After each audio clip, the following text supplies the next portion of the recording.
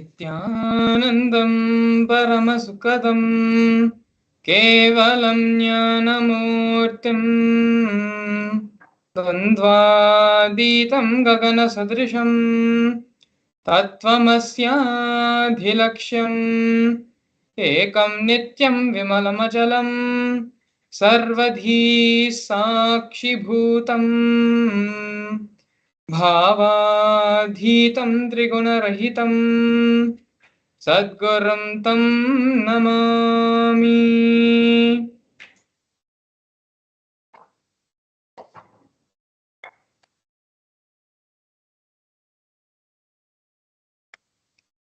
Hello everyone.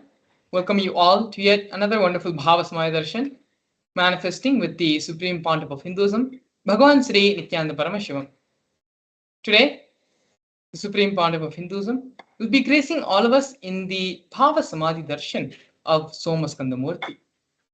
If you're a temple goer and if you follow the various temples and are a part of the various temple festivals, you would have seen or at least glimpsed the Somaskandhar Murthy at least once in any of these festivals or Brahmotsams which are being celebrated.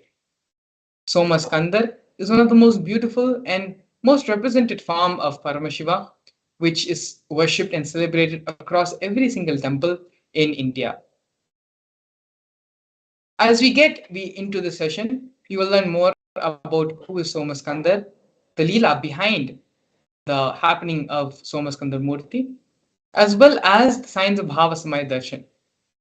We will also be from the direct powerful cognitions which are represented by Somaskandhar. With those powerful cognitions, we will be going through internalization exercises and to see how we can apply these powerful cognitions in our own life. But before we get into the whole program, I'd like to share with all of you very special and very exciting news, which which was released a couple of days back on Facebook.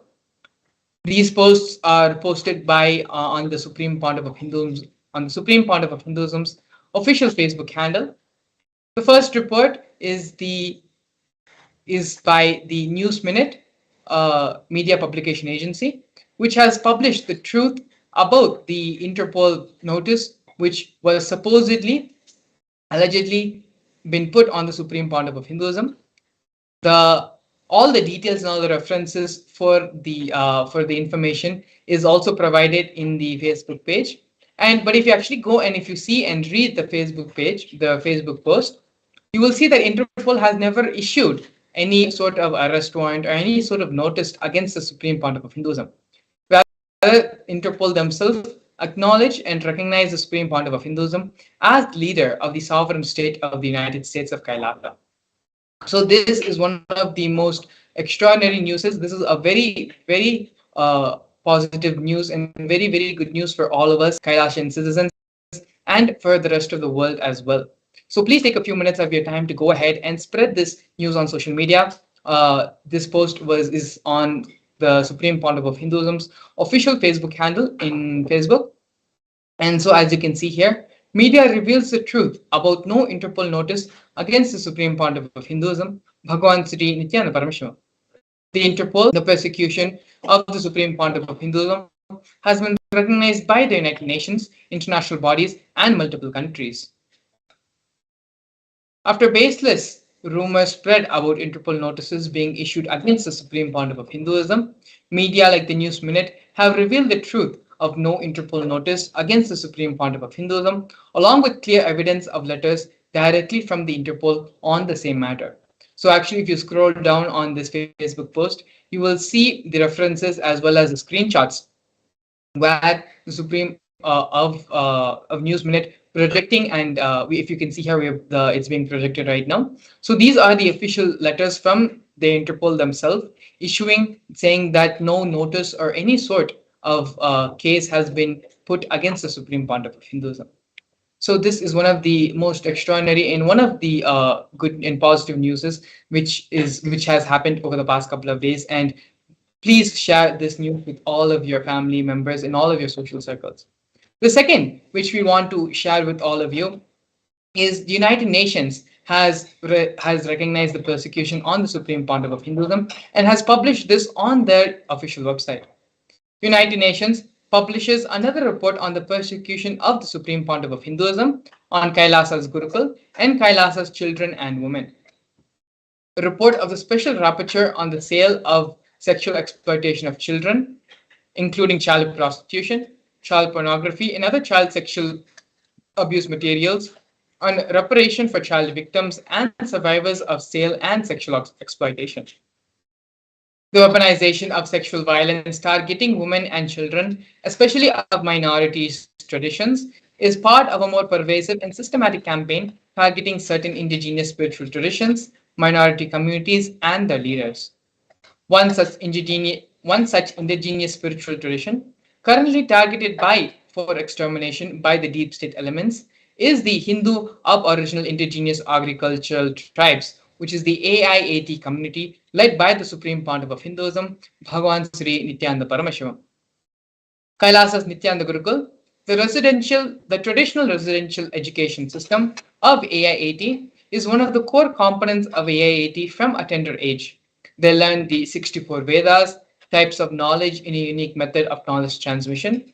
Since 2010, deep state elements have forcibly and unlawfully shut down the indigenous Nithyananda Gurukul, depriving the AIAT children of their fundamental human rights and right to traditional education. Several terrorist attacks continue on the AIT schools and the children to destroy the Gurukul indigenous education system, ironically by the state bodies responsible for reparation. So these reports have not only been published to the UN, United Nations recognize this as well.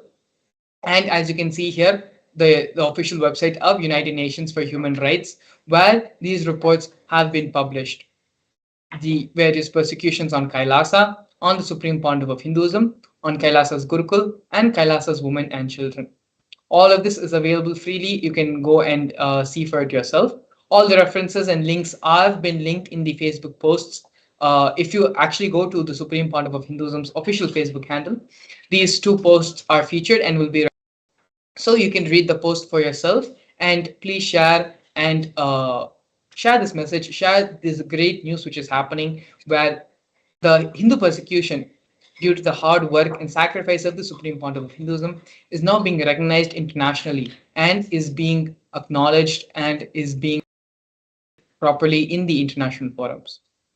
And so now with this, we're going to enter into the grand narrative of the Supreme Pontiff of Hinduism, having the introduction of the reviver of Kailasa. The Supreme Pontiff of Hinduism was born in the year 1978 on January 3rd in the holy southern town of Tiruvannamalai in South India. At the tender age of 3, in the year 1981, the Supreme Pontiff of Hinduism was initiated into the Bala Sannyas, which is the child saint, by enlightened beings, masters, and his predecessors through a ritualistic ceremony. The Supreme Pontiff of Hinduism was identified as an incarnation by enlightened beings as Yogi Raj Yoganandapuri, Vidwan Panduranganath, and the 130th Guru Mahasannidhanam, which is the pontiff of the Tonde Mandaladinam of Kanchima. When the Supreme Pontiff of Hinduism was of 16 years of age, he was coronated by Mata Vibhudanandapuri, the Vedanta Guru of the Supreme Pontiff of Hinduism, also lovingly called as Mataji Kuppamal. You can see there is a conch and a kamandalu, which is the water pot, to the left of the Supreme Pontiff of Hinduism, as well as the wooden staff to his right, all of which are given to the Supreme Pontiff of Hinduism by Mata Vibhudanandapuri. These are the traditional items which are handed over along with the official induction as the successor into the lineage. You can see here the photograph of the Supreme Pontiff of Hinduism standing with Mata Vibhudanandapuri, the Supreme Pontiff of Hinduism's Vedanta Guru, as well as the coronation photo taken when the Supreme Pontiff of Hinduism was inducted as the successor of Arunachala Sarvagnapeetham and coronated to revive Sri Kailasa. Next, we're looking at the early days in the mission of Kailasa into the mission of the Nithyananda Sangha. Here leftmost, you can see the black and white photo where the Supreme Pontiff of Hinduism himself, brick by brick, constructed the temple monastery complex for his guru, Mata Vibhudanandapuri, under the guidance of his gurus. Later, during the years, when the Supreme Pontiff of Hinduism started the public mission, the public life, in the year 2001, on the 14th of April, when the Supreme Pontiff of Hinduism was just 23 years of age, the Supreme Pontiff of Hinduism established the first Kailasa temple monastery in Tirchengodu, South India. As you can see here on this photograph, in the Supreme Pontiff of Hinduism's own handwriting, the annotation is there on the photograph, marking and recording this historic date. Here we can see in the year 2002, 1 year later, on the 4th of November, the Supreme Pontiff of Hinduism established the headquarters, Adi Kailasa Sarvanyapeetham, in South India. By the year 2004, when the Supreme Pontiff of Hinduism was 26 years of age, the Supreme Pontiff of Hinduism was conducting mass living enlightenment conventions all across the globe in various countries, taking people through powerful cleansing processes of the seven energy bodies. By the year 2005, at the age of 27, the Supreme Pontiff of Hinduism was welcomed with the proclamation message by the Mayor of St. Louis, Francis G. Slade.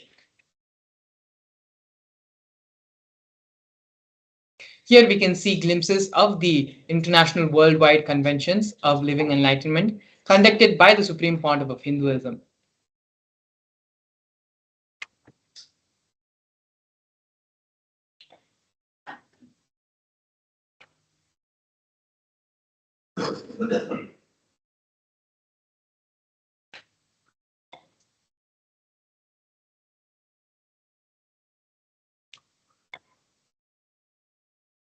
In the years 2015 and 2016, during the auspicious Kumbh Mela festival, one of the largest celebrated festivals in the world, the Supreme Pontiff of Hinduism initiated thousands into the mass living enlightenment, both in Nasik Kumbh Mela in the year 2015 and the Ujjain Kumbh Mela in the year 2016. As you can see here, we have photos of thousands and thousands of people visiting the Kailasa camp in Ujjain and in Nasik, and the Supreme Pontiff of Hinduism giving the mass initiations living into living enlightenment to all those who had come. We are now going to be looking at the various coronations of the Supreme Pontiff of Hinduism. The first one being when the Supreme Pontiff of Hinduism was just 10 years of age. The Supreme Pontiff of Hinduism was coronated as the 233rd Guru Mahasannidhanam of Kanchi Kailasa Sarvanyapeetham, which is the Tondai Mandala Adhinam. In the year 2004, on December 31st, the Supreme Pontiff of Hinduism was coronated as the incumbent emperor of the Suryavamshi Surangi Samrajya. In the following years, the Supreme Pontiff of Hinduism was coronated as the present 23rd Guru Mahasannidhanam of Dharmamukti Swargapuram. In the year 2012, the Supreme Pontiff of Hinduism was coronated as the 293rd Jagat Guru Mahasannidhanam of Kailasonatha Shyamlapita Sarvanyapeetham. In the year 2013, the Supreme Pontiff of Hinduism was coronated as the present Mahamandaleshwar of Mahanirvani Akhada, which is the largest apex monastic order. In the year 2014, the Supreme Pontiff of Hinduism was coronated as the 1008th Acharya Mahamandaleshwar, which is the head of all spiritual leaders of the Atal Akhada, which is the ancient apex body of Hinduism. In the year 2015, the Supreme Pontiff of Hinduism was coronated as the Supreme Pontiff of Hinduism, elected by a congregation of over 1,000 Hindu leaders, pontiffs.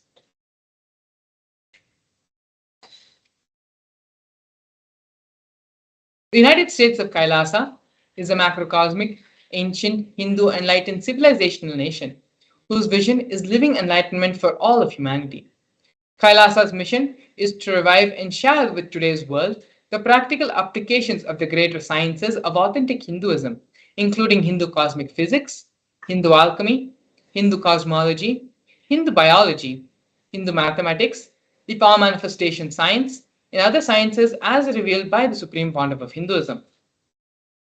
These sciences were once practiced freely in over 56 nations across the continent, but are now facing extinction due to the persecution which has spanned over a millennium.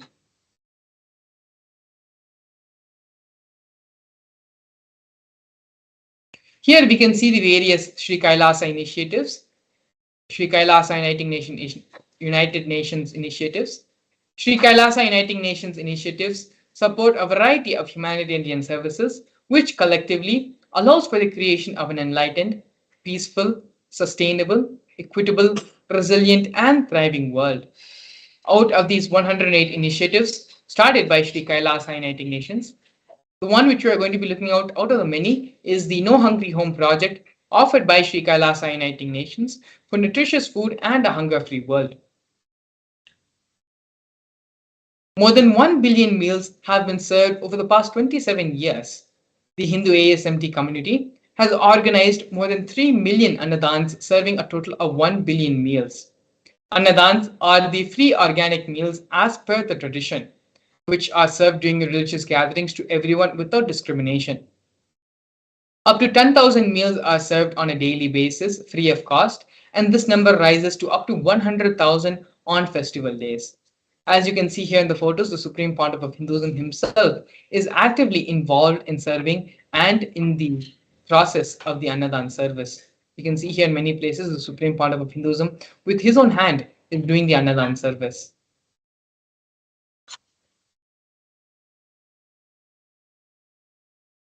Here we can see Kailasa's protective and preventive COVID care centers offered by Sri Kailasa Uniting Nations for affordable and holistic health care. During the pandemic, the Supreme Pontiff of Hinduism converted his monastery campuses into a multi-layer quarantine facility free for all people, regardless of any differences in age, gender, caste, creed, ethnicity, color, socioeconomic status, or any other sort of discrimination.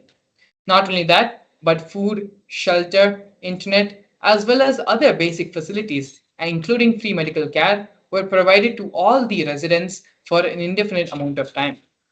More than 30 million citizens followed Kailasa's 28-day spiritual regimen in the year 2020.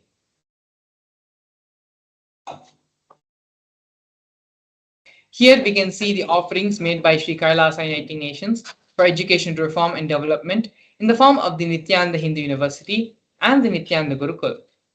The Nithyananda Hindu University was established by the Supreme Pontiff of Hinduism and is the world's largest Hindu university.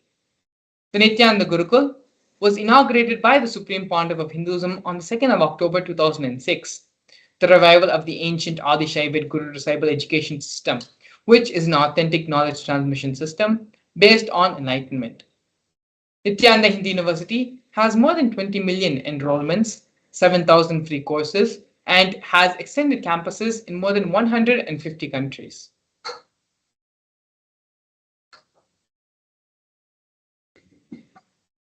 Here we can see Sri Kailasa Uniting Nations for the protection of Hindu scriptures in the form of the Nithyananda Jnanalaya, which is the library, and the Hinduismpedia.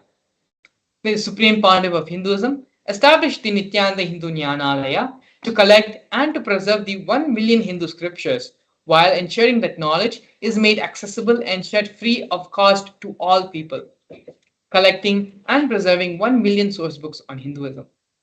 The Supreme Pontiff of Hinduism himself has authored more than 10,000 books in 3 different languages, which have been translated into 50 other different languages. Not only that, but the Supreme Pontiff of Hinduism has published more than 10,000 articles and has given more than 10,000 hours of free discourses with a combined view of more than 1 billion. The Hinduismpedia is a project offered by the Supreme Pontiff of Hinduism, where the Supreme Pontiff of Hinduism has collected more than 15 terabyte of digital material and rare manuscripts from all the 19 serving pitas, ancient mutts, and ashrams. This collection is inclusive of over 1 million pages on Hinduism, 22,000 digital books, 1,000 e-textbooks, and more than 100,000 articles on various topics in Hinduism.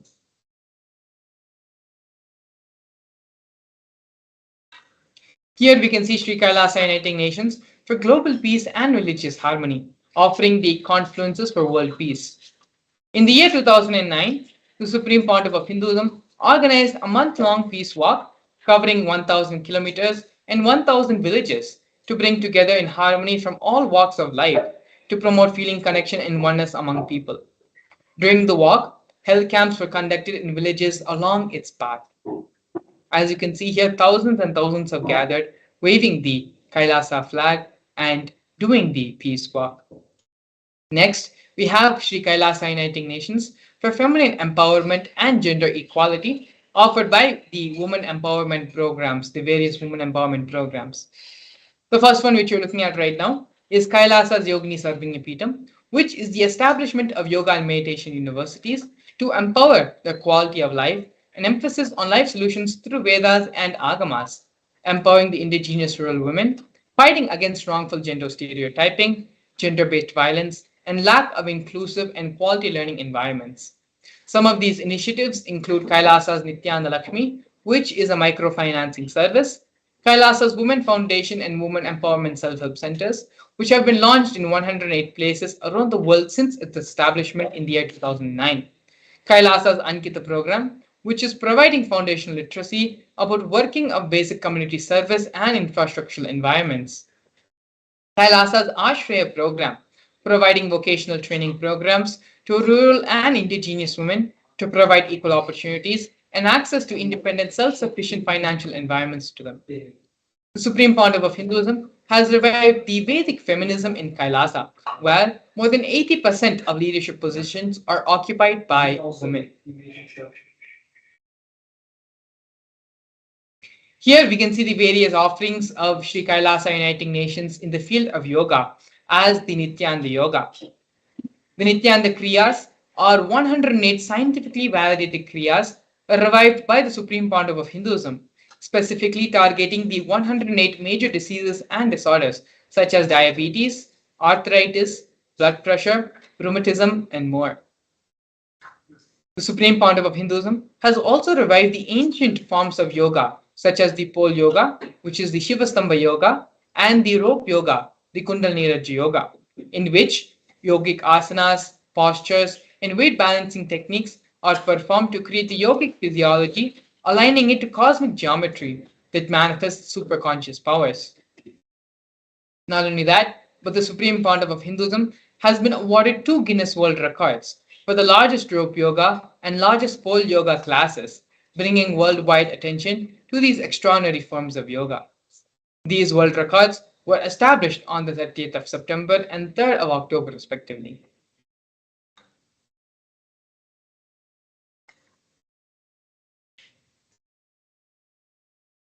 Despite being heavily persecuted continuously for more than a decade, the Supreme Pontiff of Hinduism, in his unwavering intention, commitment, and action in building the only Hindu nation, has established the sovereign state of the United States of Kailasa to protect, revive, and preserve Hinduism, the most ancient, most peaceful, still living, and long lasting demonstrable system that shows the possibility of peaceful coexistence amongst people. Next, we're going to be looking here at one of the most historic and definite moments of the Kailasa nation, where Kailasa, the first nation of Hindus led by the Supreme Pontiff of Hinduism, Bhagavan Sri Nithyananda Paramashivam, spoke on behalf of the 2 billion global Hindu diaspora at the 14th session of the United Nations Forum on Minority Issues. A significant milestone in the history of Hindus and the sovereign state of Sri Kailasa happened on the 2nd of December 2021. His Excellency Shri Nitya Moksha Priyananda, Ambassador Extraordinary and Plenipotentiary of Kailasa, represented the persecution of Hindus at the 14th session of the United Nations Forum on Minority Issues. The theme of the forum was conflict prevention and the protection of human rights of minorities. This was the first time the plight of persecuted Hindu minorities was represented in the United Nations. The ongoing and systematic generational attacks on Hindu indigenous traditions were highlighted in these meetings.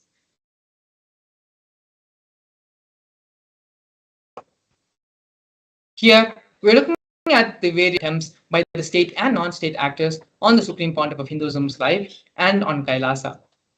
More than 70 assassination attempts and attacks, physical attacks, have happened on the Supreme Pontiff of Hinduism in India and abroad.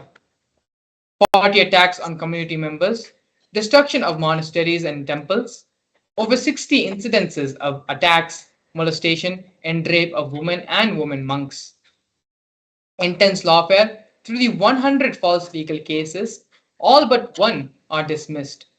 Intersectional persecution using entire government mechanism, politically owned media and judiciary controlled by politicians, inciting mob violence through social media. These are just but few of the massive methods, methodologies, and ways the illegal persecution and the harassment and the degeneration attacks have been happened on Kailasa and on the Supreme Pontiff of Hinduism for over a decade. But despite all this, Hinduism, in his unwavering intention, sacrifice, and hard work for the Hindu nation, has built the United States of Kailasa for all of us to peacefully practice and live, and we have the establishment of the Hindu nation. In this next segment, we're going to be looking at one of the most important contributions given by the Supreme Pontiff of Hinduism for all of humanity, and that is the power manifestation science. We're going to be looking at the spiritual reference, the scriptural reference for the power manifestation science, how the power manifestation science works, as well as a live demonstration of these various powers. So please stay tuned. We'll be back with you after a short break to see the live demonstration of the power manifestation science. A more intelligently connected world leads to a brighter future. An enlightened humanity leads to a better world. During the Paramashivoham program, we help people to discover their superhuman possibilities and help them to find and achieve the true purpose of their birth by giving them the techniques, practices, and methodologies from the Vedagamas, the original source scriptures of Hinduism. The Supreme Pontiff of Hinduism is reviving the ancient original Vedas and Agamas in all its glory, in a user-friendly way for the modern mind. The Supreme Pontiff of Hinduism is transforming human beings into divine beings, reviving, initiating, and replicating the 463 powers from the Agamas revealed by Paramashiva. The Supreme Pontiff of Hinduism is not just giving solutions for every problem man faces, but is making them irrelevant to their lives by transforming human beings into divine beings. Listen. Any argument presented by your mind, body, your present reality to establish you are not Paramashiva. You are not omniscient, omnipotent, omnipresent. Anything presented to prove you are not Paramashiva is illegitimate. Decide this. This is super determinism. Understand?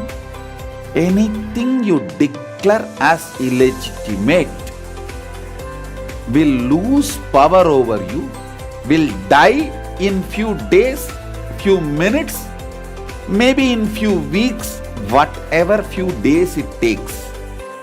It will not have power over you. Understand, this is the method for sudden enlightenment. This is the method for sudden enlightenment. It happens by the Shaktipada. Here Paramashiva is sitting to tell you all, you are Paramashiva, you are me, with Shaktipada and Shaktinipada. The Dvitiya Vijnasa Krama is an extensive and thorough yoga sequence to prepare your body to receive the experience being given by the Supreme Pontiff of Hinduism. Through the yoga, which is aligned as per the source scriptures laid down by Paramashiva and the Agamas, you break all the impossibility in your body and in turn break the very cognition of impossibility. The program leads you to go beyond your human frame and limiting human ideas, which prevents you from living your highest possibility. I will reach you wherever you are, whichever corner of the world you may be. I will reach you with enlightenment. Again I tell you, I am not here to prove I am God, I am here to prove you are God. Don't wait to become divine. Register now at paramashivoham.org.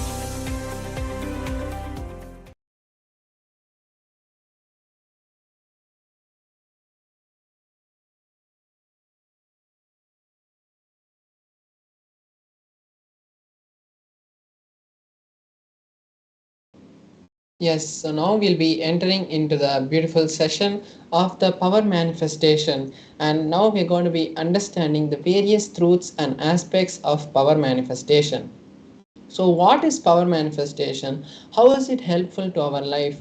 And what is the science actually of power manifestation? So, now we are going to be going through a beautiful and informative sequence of understandings where we learn the science of power manifestation.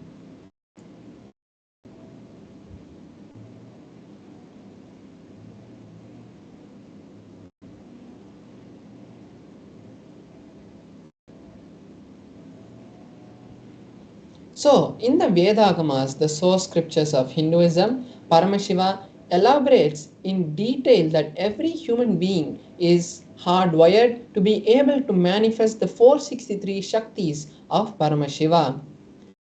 Manifesting Shaktis are described in a detailed systematic method and science for human beings to explore the various sciences and the various Shaktis of Paramashiva. The manifestation happens from the fundamental cognition that you are divinity and not the cognition that you need to reach divinity.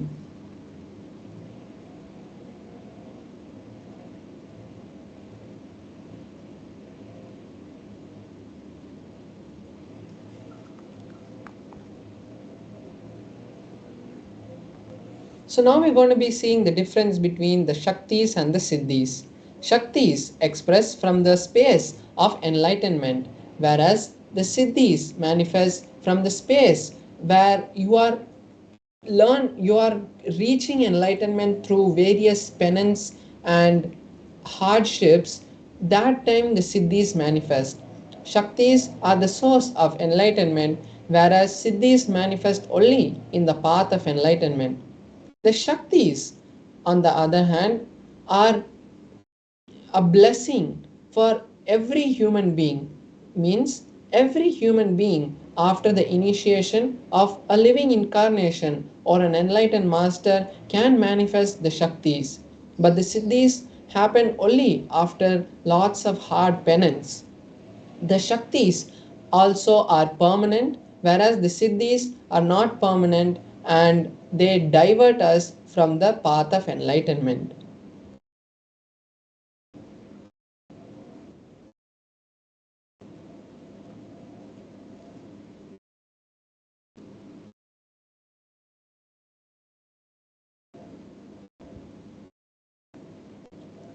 So now we are going to be seeing the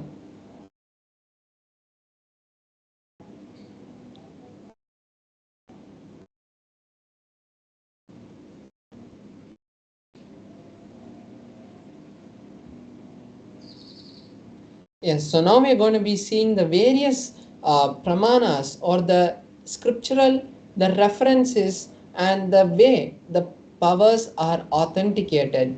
So we have four different methods and layers through which the powers are filtered.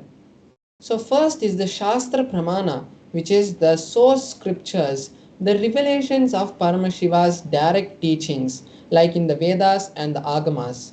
Then we have the Apta Pramana, which is the experiences of the various enlightened masters, rishis, incarnations, and the other manifestations of Paramashiva. The various way all of these great beings who have come before us have taught the world and shown to the world that these powers are possible by humanity. Then we have the Atma Pramana, where the supreme pontiff of Hinduism has experienced these powers and validated them with the Shastra Pramana and the Atma Pramana and given it to us as his Atma Pramana. Then we have the Pratyaksha Pramana, the scientific study on these powers. So now we're going to see the source of these Shaktis, and it is Paramashiva. Paramashiva is the source of these Shaktis, and he is the primordial divinity in Hinduism, the ultimate cause, which is self effulgent, all pervading, and beyond time. He manifests the five actions of creation, sustenance, rejuvenation, pulling out of delusion, and liberation. And through this, he creates and sustains and manifests this whole existence that we know.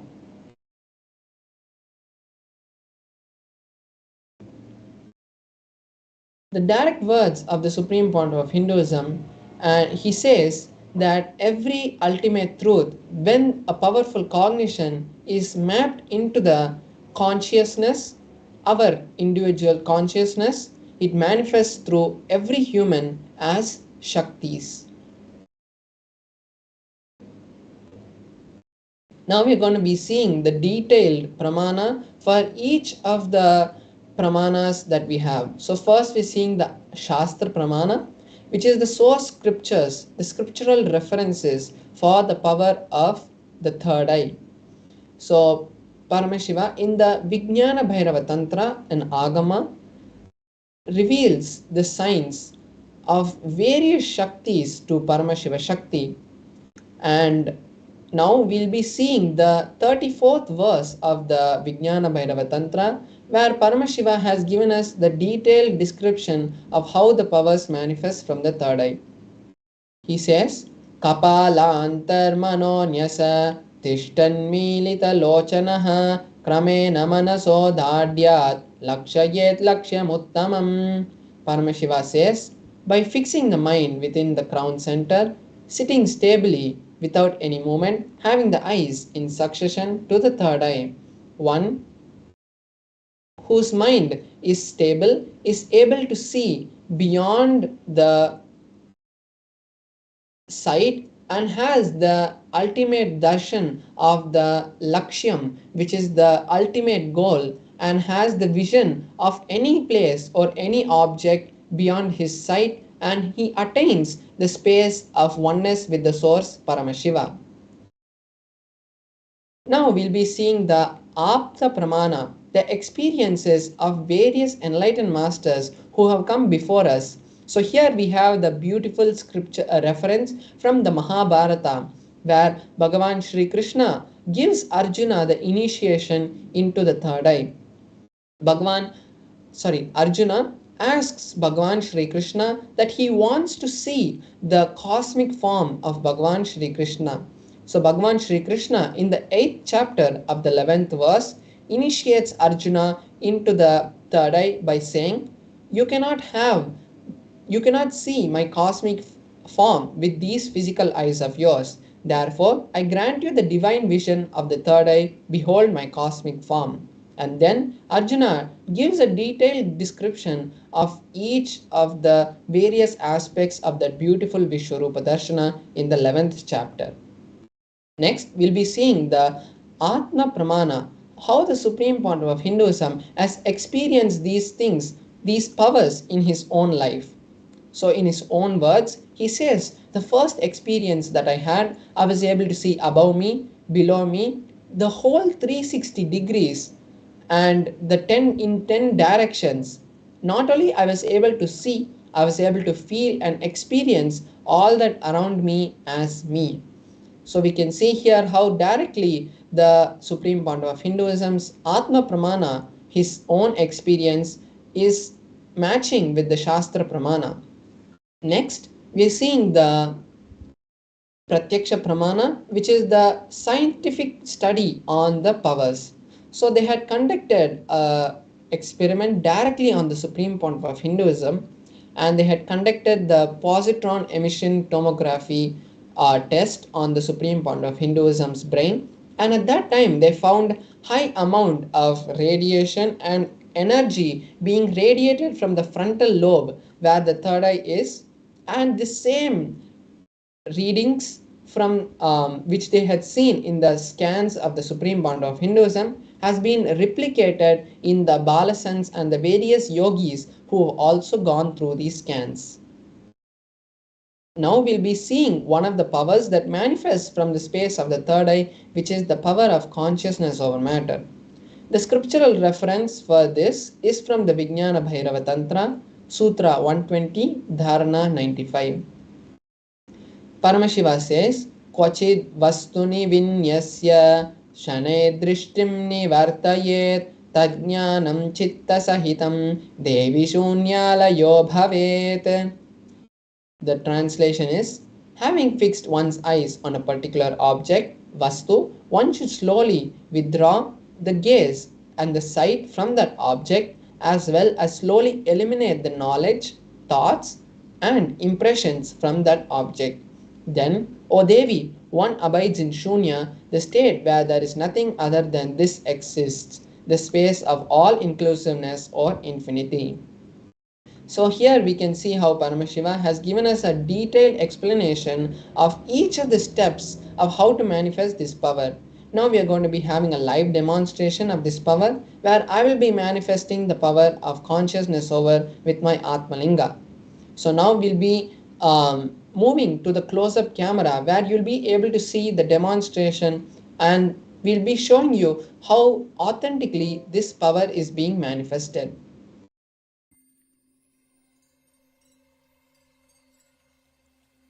I welcome you all with my love and respect. Let you all open all your three eyes. Om Nithyananda Paramashivoham.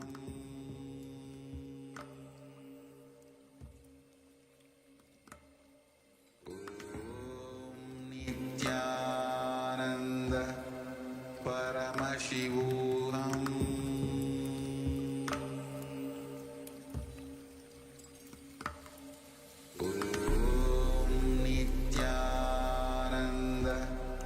Paramashivoham.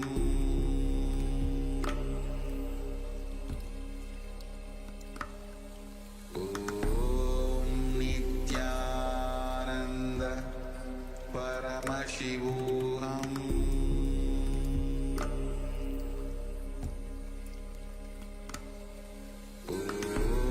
Om Nithyananda Paramashivoham.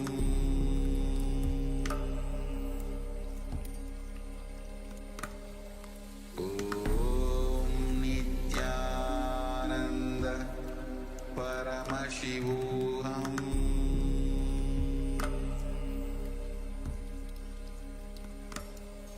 Om Nithyananda Paramashivoham.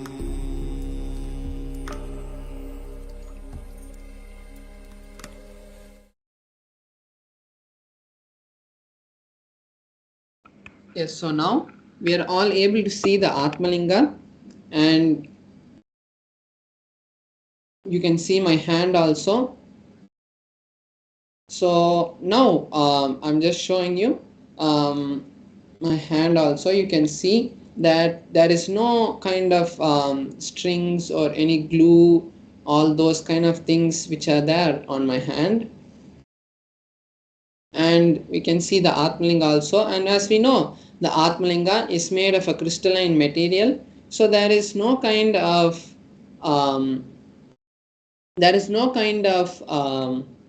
magnetic thing that can be used to make the Atmalinga to move. And also I have a tissue paper here, so I'll be just circling the Atmalinga with this tissue paper to show that even when the Atmalinga is placed on my palm, there's no kind of strings which are being used to move the Atmalinga or anything.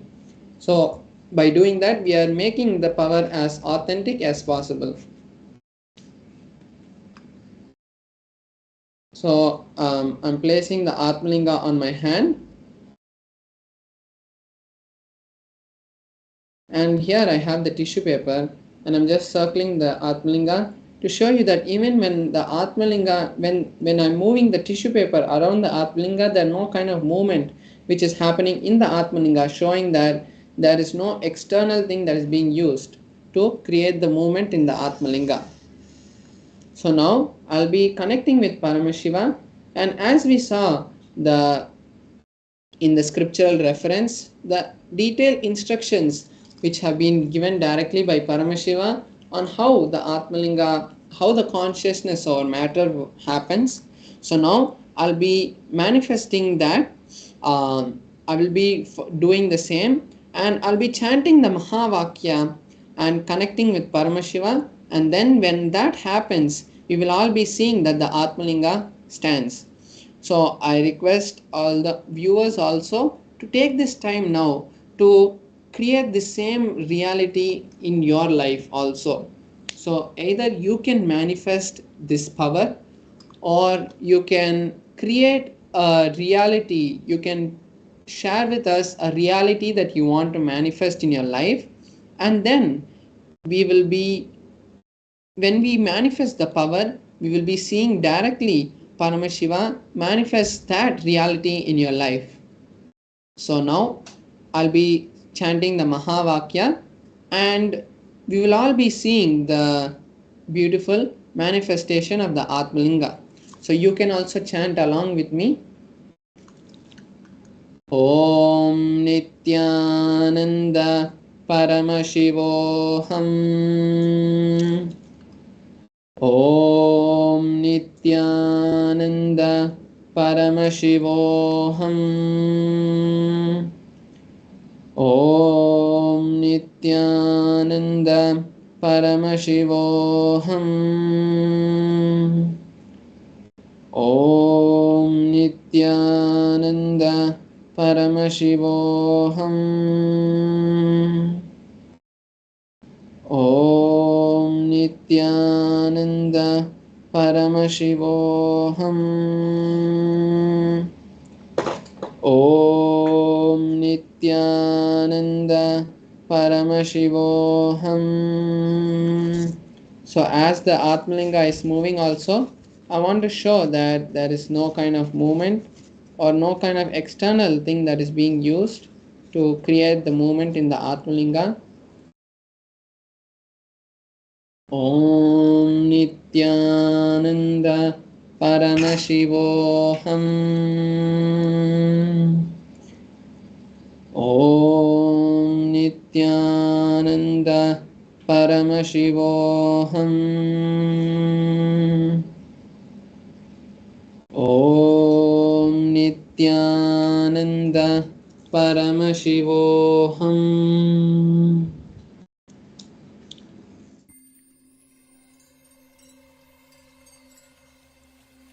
I welcome you all with my love and respect.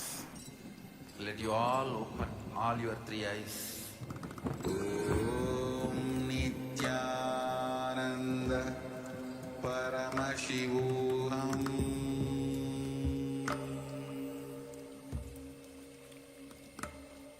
Om Nithyananda Paramashivoham.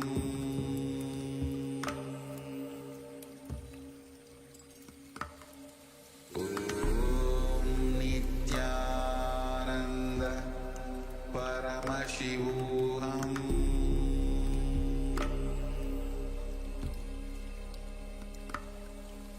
Om Nithyananda Paramashivoham. Om Nithyananda Paramashivoham. Om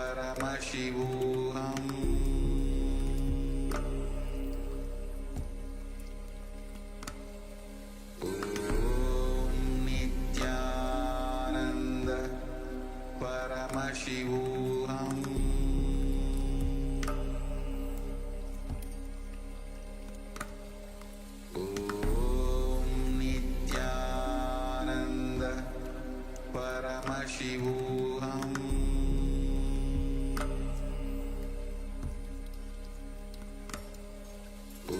Om Nithyananda Paramashivoham.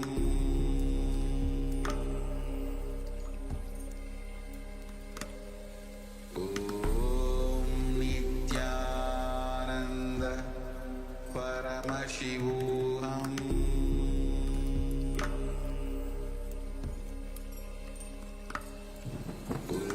Om Nithyananda Paramashivoham. Yes, so now we have seen the beautiful manifestation of the Atmalinga, and now this is the best opportunity for all of us to take best time we can take to create the reality of Paramashivoham, where we'll be learning to manifest this kind of Shaktis.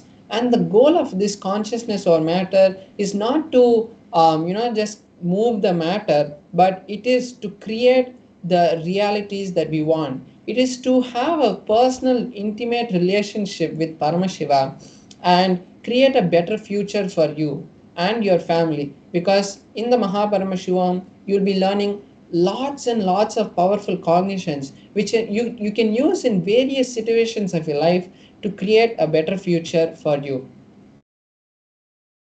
So now we are projecting the QR code on the screen. You can scan that with your phone and it will take you directly to the registration page of the Paramashivoham. And now we are going to be moving into the next session where we are going to be understanding about a really important component that takes away the whole effort, that takes away the whole beauty of manifesting Paramashiva in our life, which is the pattern of decision fatigue.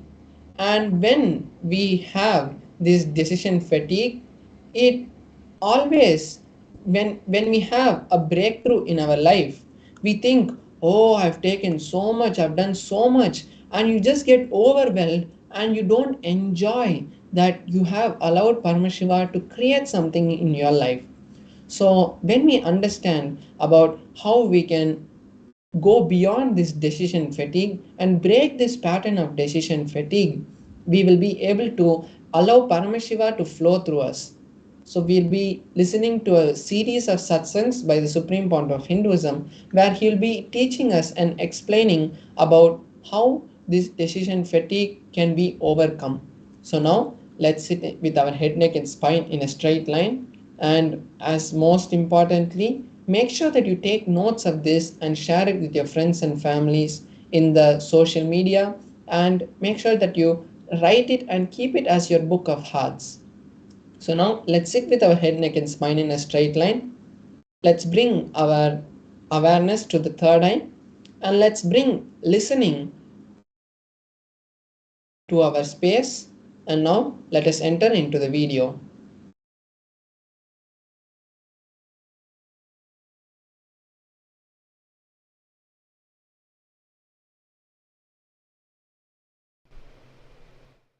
Fatigue decision or decision fatigue means fatigue which happens to you by making decisions. Actually, decision fatigue is fatigue decision. Listen.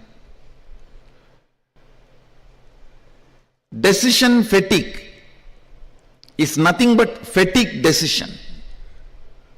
I'll explain. When you decide to superimpose elephant on a wooden sculpture, elephant, the fear or greed or other emotions, opinions associated with elephant gets aggravated in you. When you go through that ups and downs, incompletions, you become tired. Listen carefully. Yesterday I was discussing with some of the Adinavasis preparing for Sadashivoham. Actually, whole day nothing is being done other than making few phone calls. But everyone is tired, fatigued, thinking they are doing two big things. Nothing. Nobody is building here. Even if buildings are happening, big buildings are happening, what you are doing is only phone call. Nothing else. If you just do the postmortem and see exactly what you are doing, it's only phone call and talking. And at the most signing, that's it. But you are so arrogant, you don't want to believe you are not doing anything. Because you are always, you thrive on pampering yourself with arrogance. Pampering yourself with arrogance is the way you thrive. So naturally, to cheat others, you start using the word, I am doing this, I am doing that. And finally, you yourself start believing and get cheated by it. You getting cheated by yourself is what I call fatigue decision or decisions of fatigue. The decision making leading to fatigue, or out of fatigueness you decide to be arrogant. I tell you, fatigueness, when you are tired, you decide to believe you are doing too big things. Because you need to justify to yourself you are big, you are doing something great. I can't understand people becoming tired by traveling. They say, oh, I came from Chennai to Bangalore, I am tired, I have to go and lie down. Hey, what have you done? Other than sitting in the AC car. It is just most cunning, arrogant way of cheating others. Unfortunately, while you utter these words to cheat others continuously, after 4 or 5 times you start believing that words and get cheated.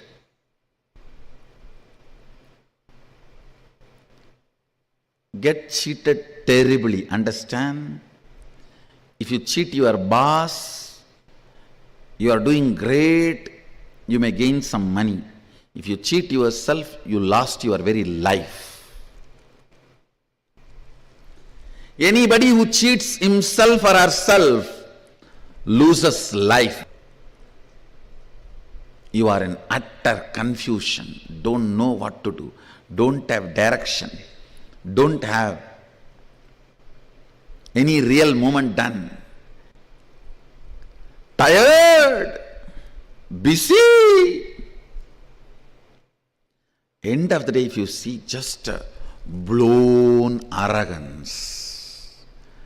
I am this, I am that, I am doing this, I am doing that. Actually, if you see what you are doing, nothing more than calling or talking. I told to the Adinavasi whom I was talking, now you are standing here, holding your hands. For this, at least 100 decisions your brain has to take. To put the weight on the right leg, left leg, hold the hands together, all that. To build this whole campus, less number of decisions only your brain need to take. Actually, even for your breathing, how many decisions your brain need to take? Less than that number of decisions only you need to take every day. Even you are most productive, much better than me. Even if you are in that space, you need to take only less decisions which you need to take for your breathing. For your breathing, if you are taking 200 decisions, and if you take just 100 decisions for the work, the whole thing will be successful. It's arrogance. The false identification, because of your decision, whoever is working, you attribute all that glory to you. You attribute all that glory to you, which is not true. Which is not true. Arrogance. Because decision makers are paid more money than the people who are working, you develop certain arrogance. Decision fatigue is the direct result of the mental setup you carry, whether you are under the matrix or outside the matrix. Please be informed, anybody who has a decision fatigue is inside, under the matrix. You are under the matrix. Anybody who understands, actually if you see more subtler way, for breathing, how many decisions you take? Less number of decisions only you need to take, even to be a ultimate successful billionaire or to do any work done. If you understand that, suddenly work will bring lot of strength, joy, activism, being alive. If the micromanagement does not bring frustration and fatigue in you, you are out of matrix.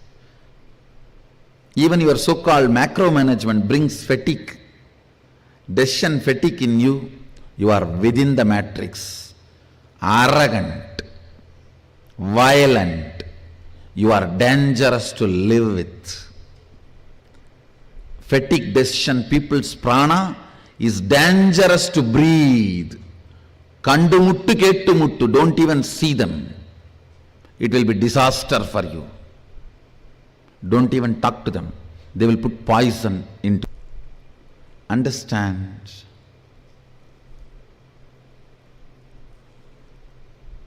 Most of your problems, stupid thing called decision fatigue and arrogance developed due to decision fatigue, destroys your life, and matrix always pampers it.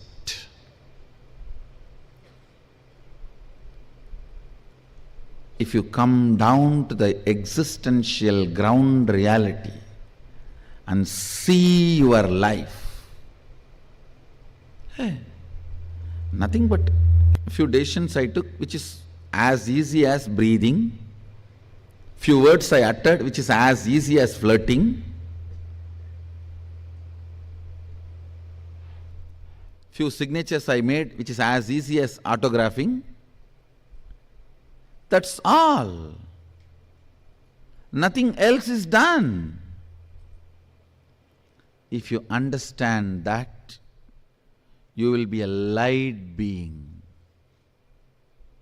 You will be young forever. You will never become old.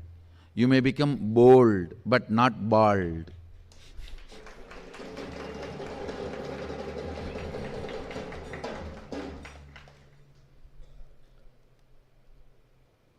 If any thought current makes you believe you are working, you are tired, you need to be pampered, you are worthy of this, that, they will destroy your life. They will make you old. They will swallow your life. Anybody who makes you believe, makes you understand the ground reality, actually you are not doing anything. It is as simple as breathing and chatting, just walking around, as simple as, see, if you have a vacation, what all you will do, you are not doing anything more than that in any of your job, I am telling you. It is just your idea of today vacation, today office. Whether it's the Balasant having pus in his ears needs healing, or somebody came and stole something in some branches, or some devotee got into accident, he needs immediate healing, I need to attend. How I sit and go on micromanaging tirelessly, almost 800 to 1000 decisions I make a day without decision fatigue. Actually, 2 days before the Sadashivoham started, I took the Sadashivoham team all around the campus and I was telling them, hey, don't think you guys have done a big job. All of us put together, we made 2000 phone calls and 100 successful phone calls. That's all. Don't think about what you did based on the result. Think only based on what you did. If you think based on the result, you will fall into decision fatigue. Decision fatigue is one of the biggest suffering of the corporate mind. And I said, all of us put together made 2000 phone call and 100 successful phone call, that's all. The whole team collapsed, came down to planet Earth. I should say got grounded from the airy, fairy, Hari.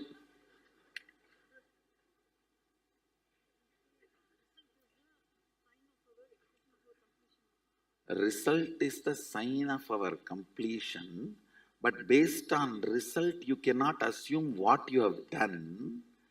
When it comes to what you have done, see, feeling about what you contributed should come only from what is the effort you put. See, what I am talking is talking from the context of becoming egoistic out of air, thin air. All right, this whole thing is done. What these guys have done? One phone call to this contractor, one phone call to the umbrella fellow, one phone call to the Dumbai fellow, one phone call to the volunteer scheme. They tied it over.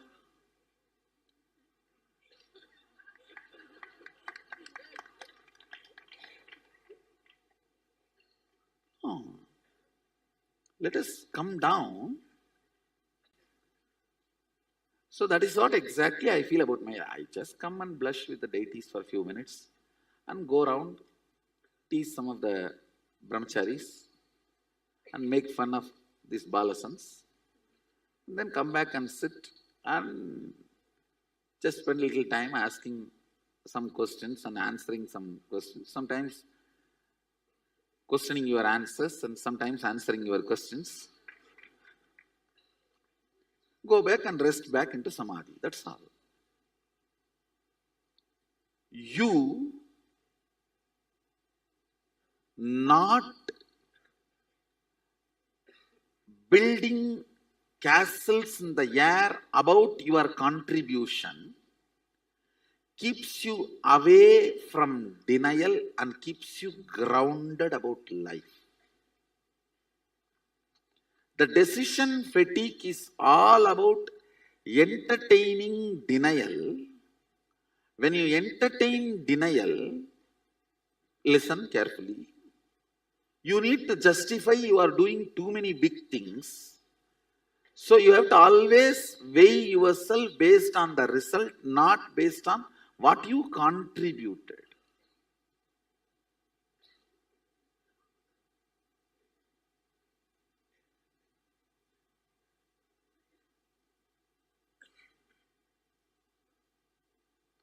This is one of the biggest corporate problem. And I tell you, decision fatigue damages your liver and intestine. If you remove decision fatigue from your life, you will grow younger. Decision fatigue starts as delusion, ends as disease. Decision fatigue starts as delusion, grows as disorder, ends as disease.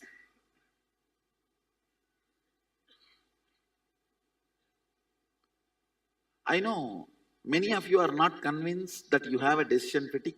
You all feel that really you are contributing something.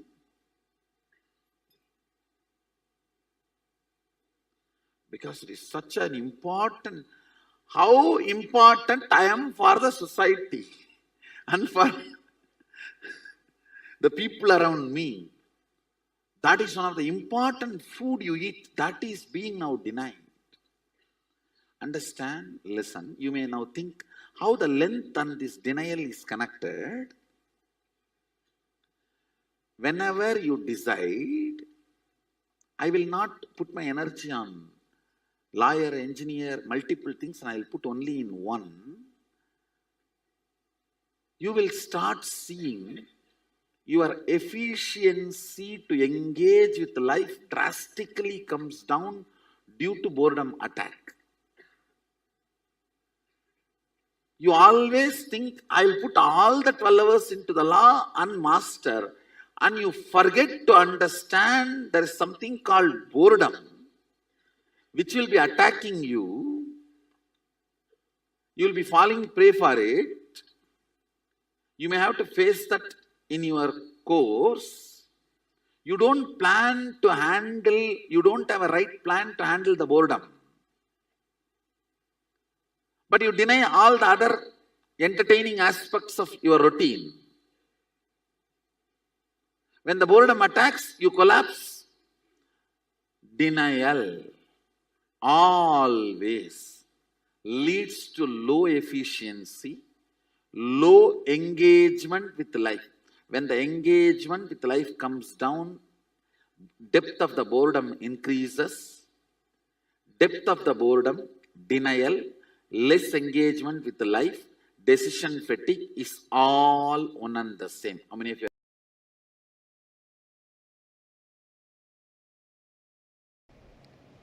Listen, decision fatigue steals your life from you. Decision fatigue directly tires your liver and intestine. Decision fatigue directly affects your very existence. The NRI Hindus, non-residential Indians, Hindus, listen. This is one of the important message I have for you.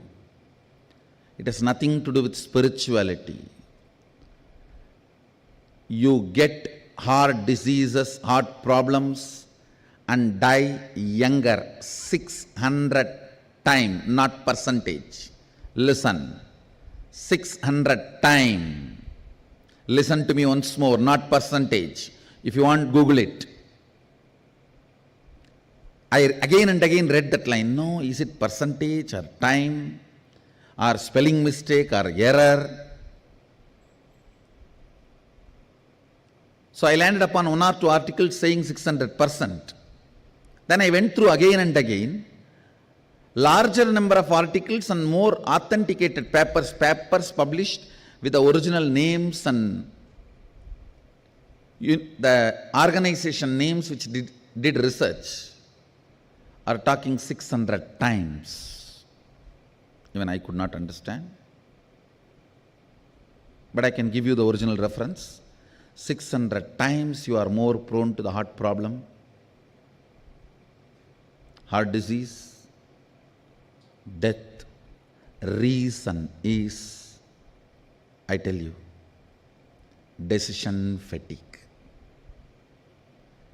Only one reason, decision fatigue.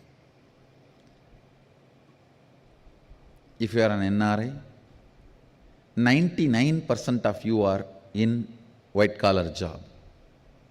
Only the construction workers in Dubai and few working class in Malaysia and Singapore, like this exemption only does blue collar job. 99% of you are doing only white collar job. Then what is the need for you to die so early?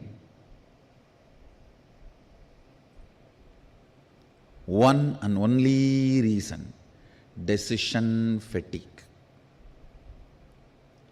If I can make NRI community understand decision fatigue from the angle of physical, physiological, psychological, not even from the angle of spiritual, Because still,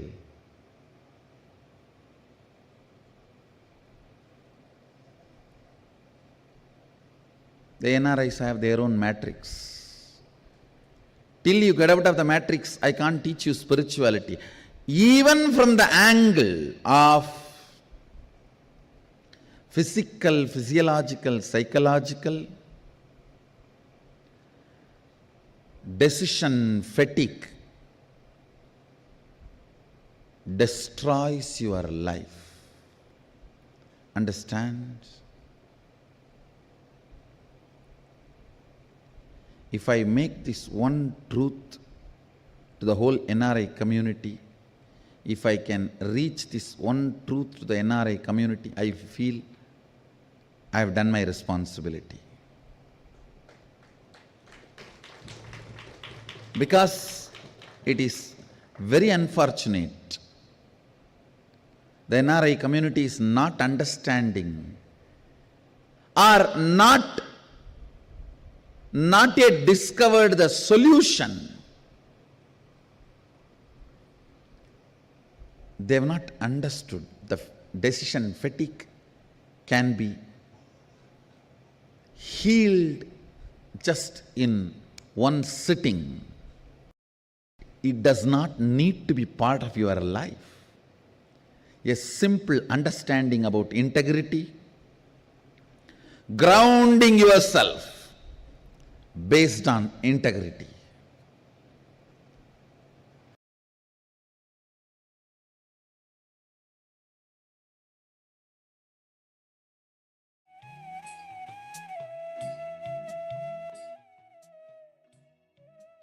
Yes. Very beautifully, the Supreme Pontiff of Hinduism expanded on the topic of decision fatigue and how it's one of the problems which humanity is suffering the most from. As Swamiji himself has told, it is decision fatigue, not anything else, which is causing the NRI community to die at such a very early and young age.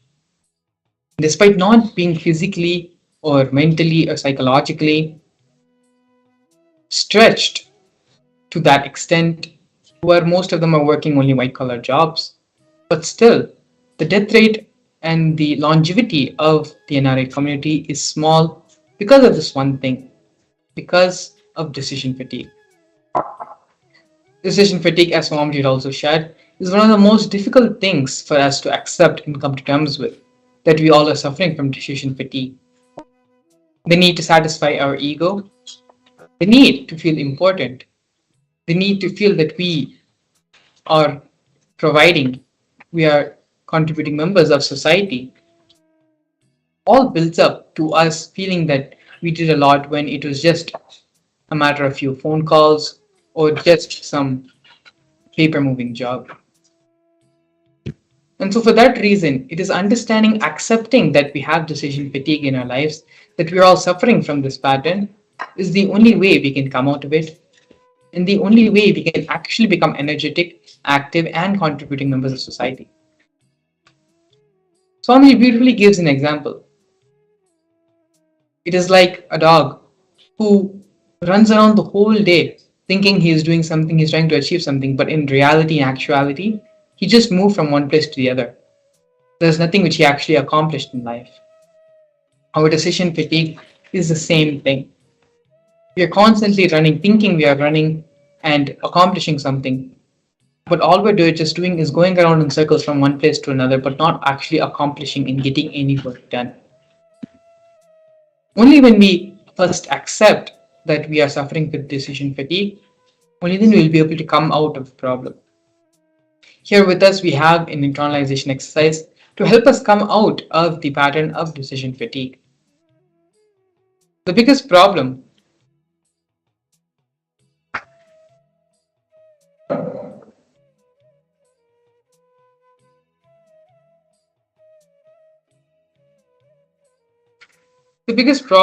is going to be inability to handle boredom. Human civilization will collapse due to boredom if we don't teach people to conquer time. It is time people learn the science of conquering time. See, something has to pull you towards the future. You can't always be pushed from the past. This is a beautiful understanding Swamiji gives. And if you see, we are actually already suffering from these problems today. With the exponential growth of social media, the advent of social media platforms like TikTok, where the attention span of a person, of an individual, is not more than 10 to 15 seconds, where the videos which you upload itself is limited to only 30 seconds. That is the maximum amount span a person is going to give you before they continue to scroll, before they continue to move on to something else. We have already entered into that age of boredom, where a continuous stream of information, of entertainment, of different types of entertainment can only satisfy you and keep you engaged and keep you in a solidified state. You start becoming restless, you start becoming bored. Maybe a small version of hypertension starts happening in you. This will only lead to further and further stress, further and further anxiety, and further hypertension in an individual. We are already entering into that era of boredom. And unless we understand these powerful cognitions about decision fatigue, about conquering time, we are always going to be suffering from boredom, and we are always going to feel life is a pain, life is depressing. Unless we have the inspiration to move forward, to get pulled forward towards life, we're always going to be pushed from the past.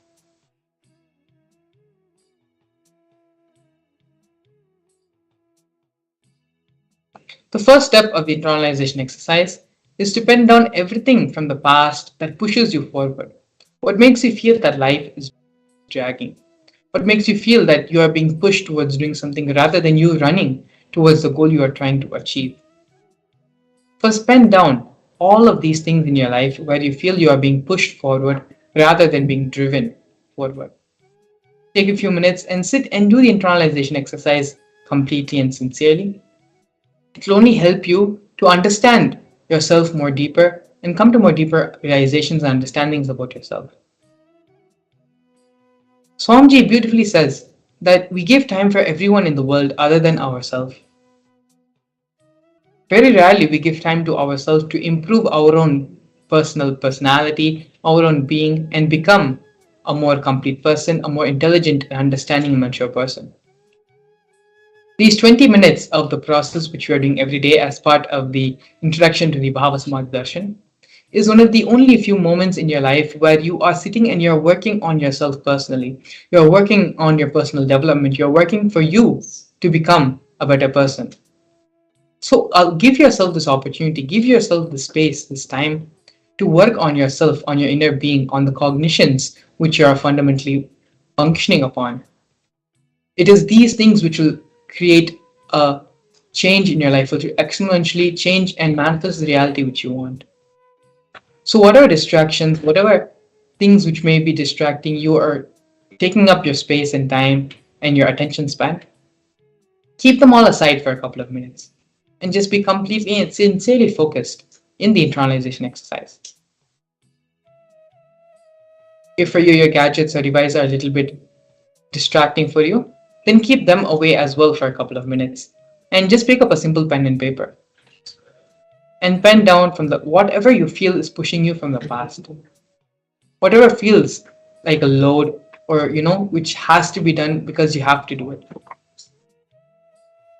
All these things which you feel that you are being forced to do, that you need to do it because it's supposed to be done and not because you want to be done. Pen down all these different things in your life which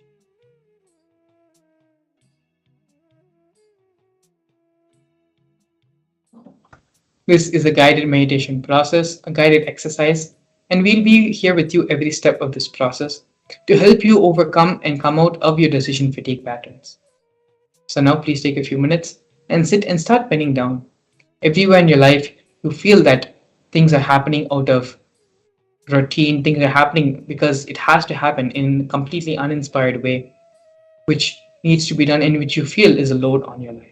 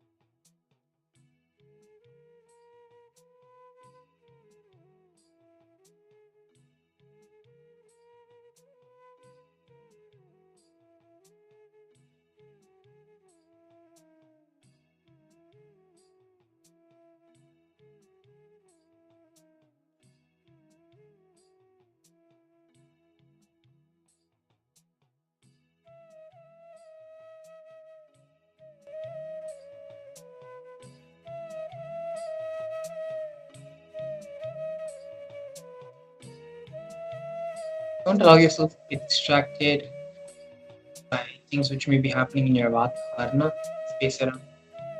Allow yourself to be completely integrated, completely focused. Exercise. Coming out of the decision fatigue pattern, doing so much of energy personally in everything which you do. Not only will so much of energy come, you will really starts getting accomplished. The feeling that I'm doing so much of work, but still nothing is happening. The truth is that that much of work is actually not being even put in. But make yourself feel important to satisfy the ego of yourself that you are important and you are contributing. You are someone who society needs, who's valued by society.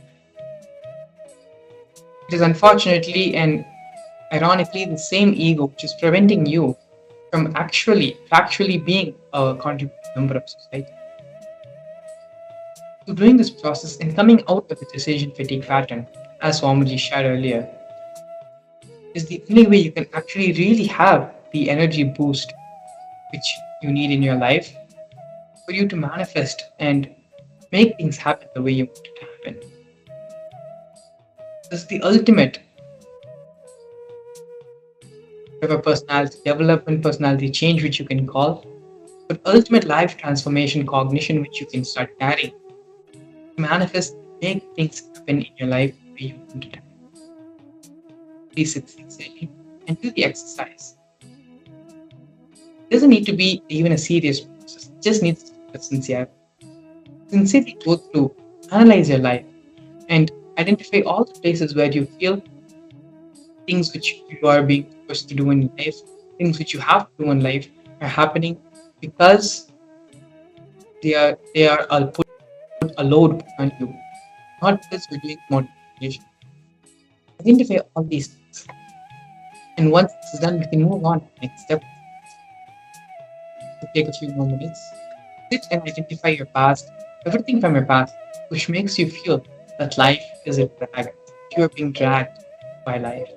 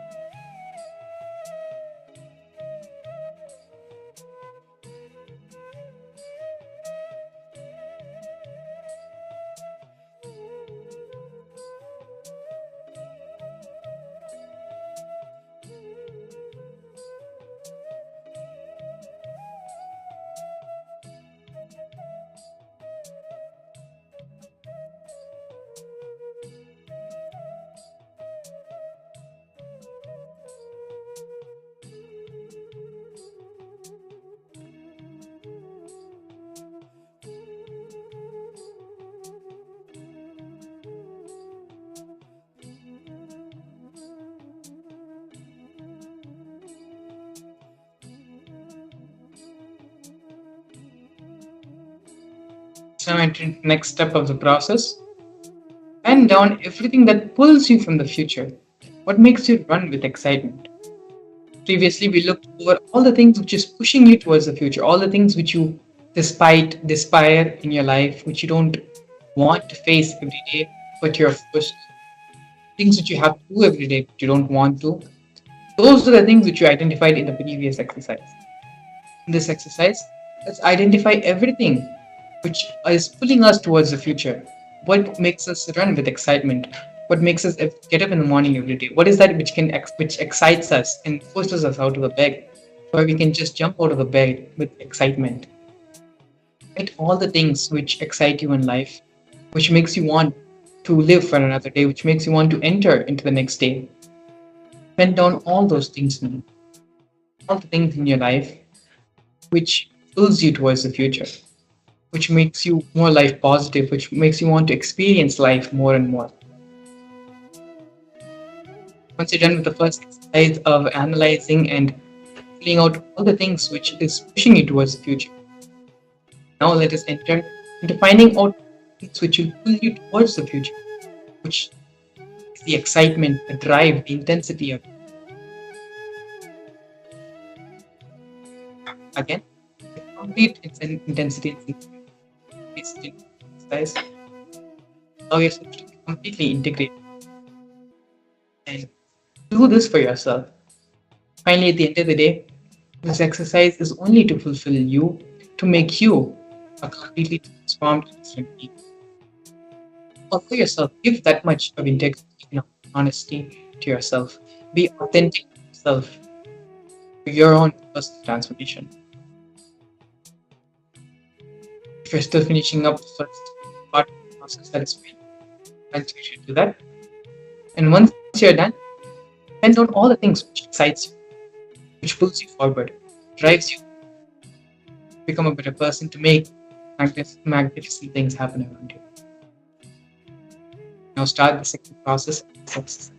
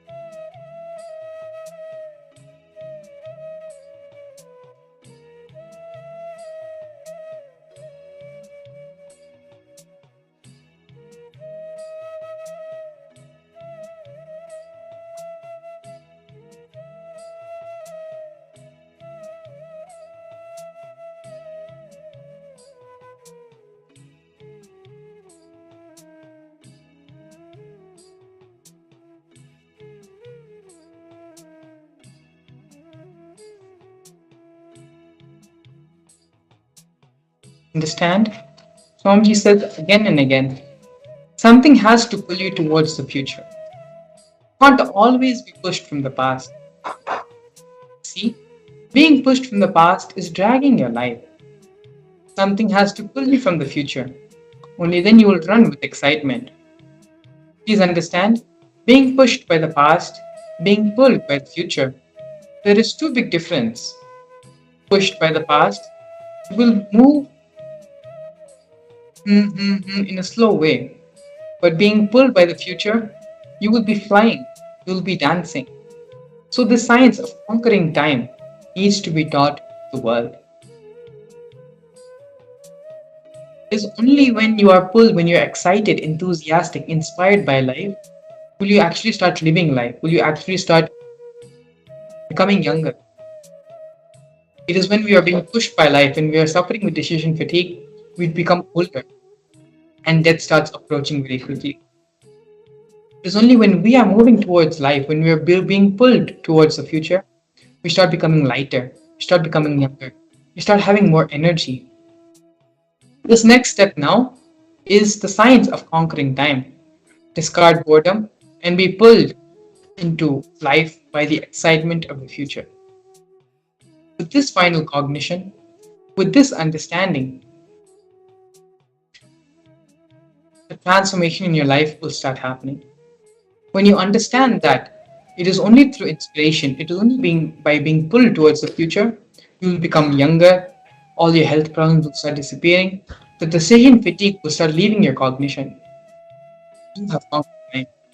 You have understood the secret and, reality of manifesting youthfulness, manifesting energy, and becoming, going beyond the physical difficulties, the realities, and the sufferings of this plane. You start becoming divine.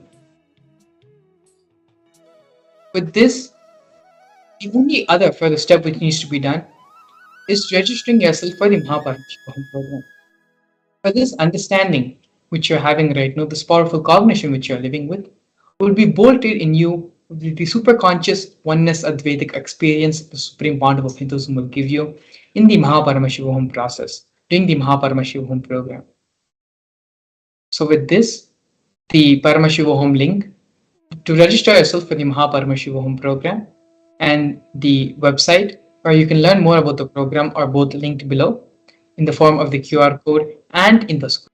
And so with this, take this time now to cement this cognition in your being and register yourself for the Paramashivoham program to have the complete establishment of this experience in your cognition in your being. We'll be entering into a short break, after which we'll be working on causing your personal reality and manifesting your reality and manifesting the Paramashivoham program with you. So please stay tuned. We'll be right back. A more intelligently connected world leads to a brighter future.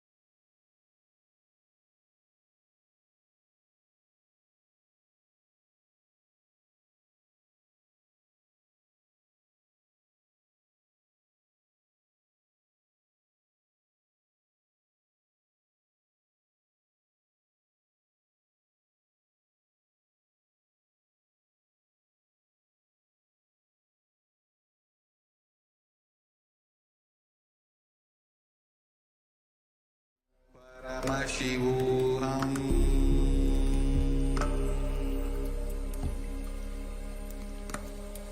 Om Nithyananda Paramashivoham.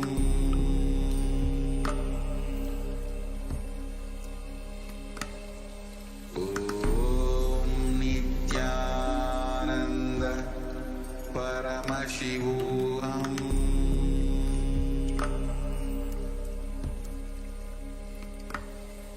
Om Nithyananda Paramashivoham.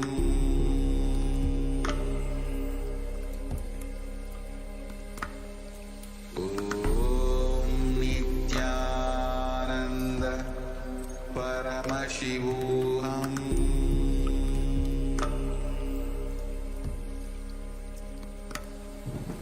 Om Nithyananda Paramashivoham.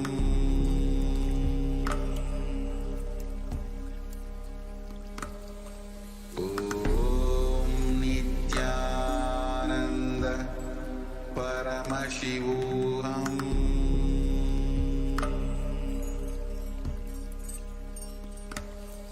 Om Nithyananda Paramashivoham.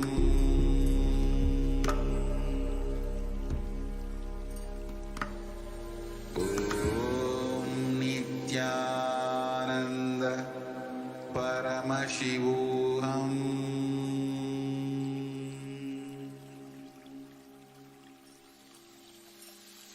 I bless you all. Let you all open all your three eyes.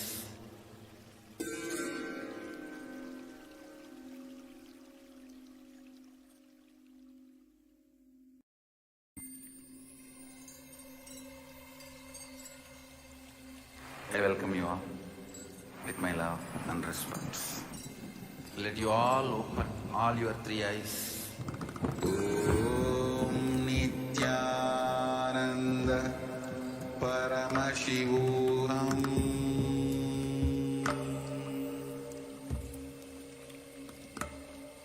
Om Nithyananda Paramashivoham.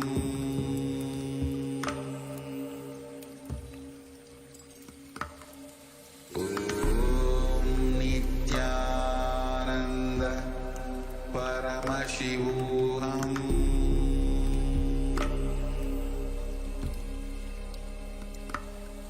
Om Nithyananda Paramashivoham.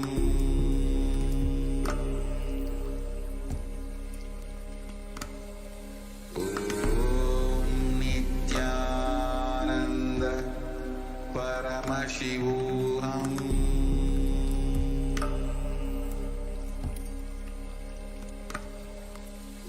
Om Nithyananda Paramashivoham.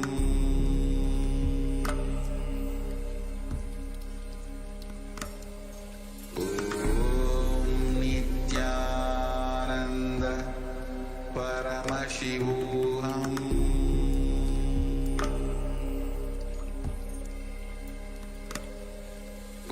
Om Nithyananda Paramashivoham.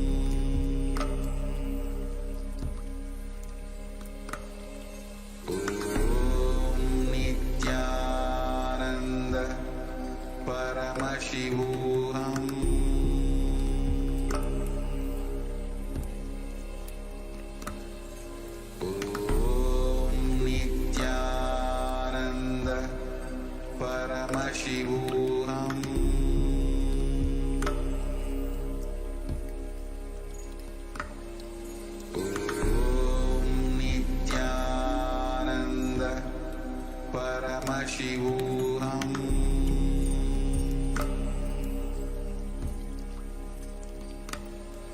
Om Nithyananda Paramashivoham.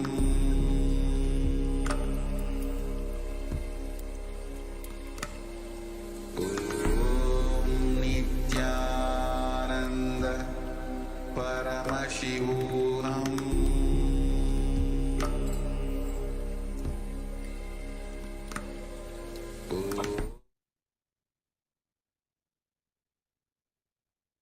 नित्यानन्दं परमसुखदं केवलं ज्ञानमूर्तं द्वन्द्वातीतं गगनसदृशं तत्त्वमस्याधिलक्ष्यम् एकं नित्यं विमलमचलं सर्वदी साक्षिभूतं भावातीतं त्रिगुणरहितं सद्गुरुं तं Namami. Nithyanandam, I welcome all the participants and viewers all around the world for the most blissful and most divine Bhava Samadhi Darshan of the Nijavatara, the Supreme Pontiff of Hinduism, Bhagavan Nithyananda Paramashivam. And today, Swamiji is going to manifest as the Somaskandhar Murthy. And I'm sure all the participants and viewers are having amazing time just receiving these blessings and darshans of Swamiji. Every single day having these darshans, which is empowering and life transforming to one and all. And we have lots of positive feedback, positive news all around the world about KAILASA and the recognition that KAILASA is receiving from various countries and United Nations.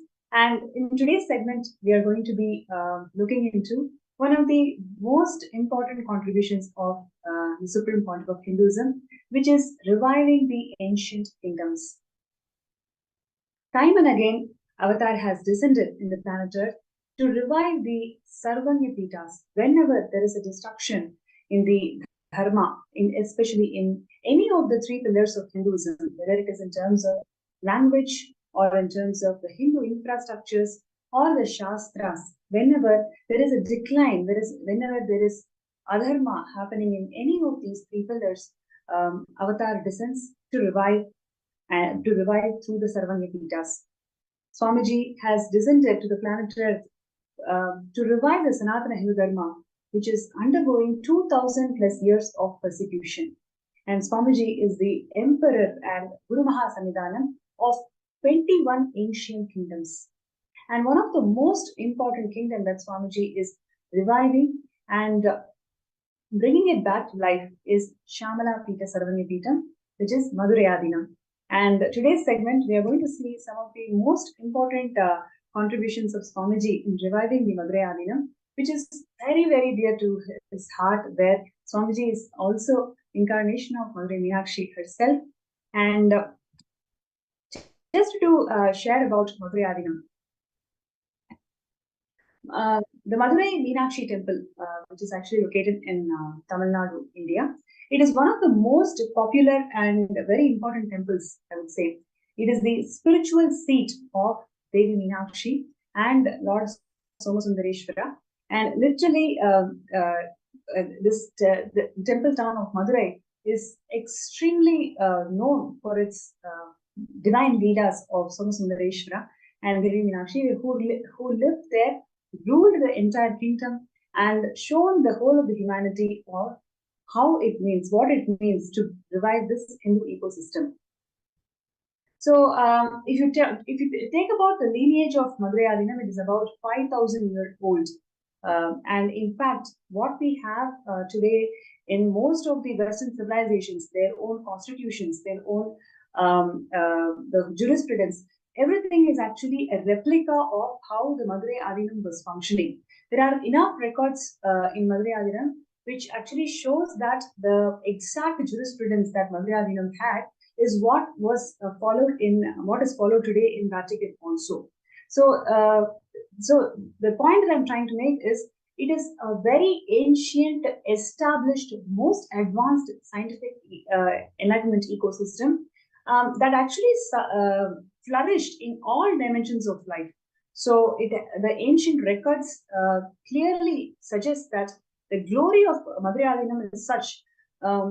Every single aspect of enlightenment ecosystem literally flourished under this, under the rule of Devi Meenakshi and Lord Somasundareshwara. And the Madurai Adinam is Hindu Adi-Shaivite monastery, and it is actually world's oldest surviving monastic order. It is the world's oldest surviving monastic order. It has this kind of legacy, and Swamiji is the current Guru Mahasannidhanam of this Madurai Adinam. And it is established by the incarnations, like I mentioned, Devi Meenakshi and Bhagavan Somasundareshwara. And literally, they came down and ruled the entire city of Madurai, and it was revived by Tirunjana Sambandar, and followed by him, several enlightened masters held the greatest seat of Madurai Adinam and shown the whole world the legacy, the spiritual legitimacy, economic legitimacy, and the religious legitimacy of Madurai Adinam to the whole world. And coming into that lineage is what we have Swamiji, who assumed the responsibility of being the Guru Mahasannidhanam of Madurai Adinam in 2012. So,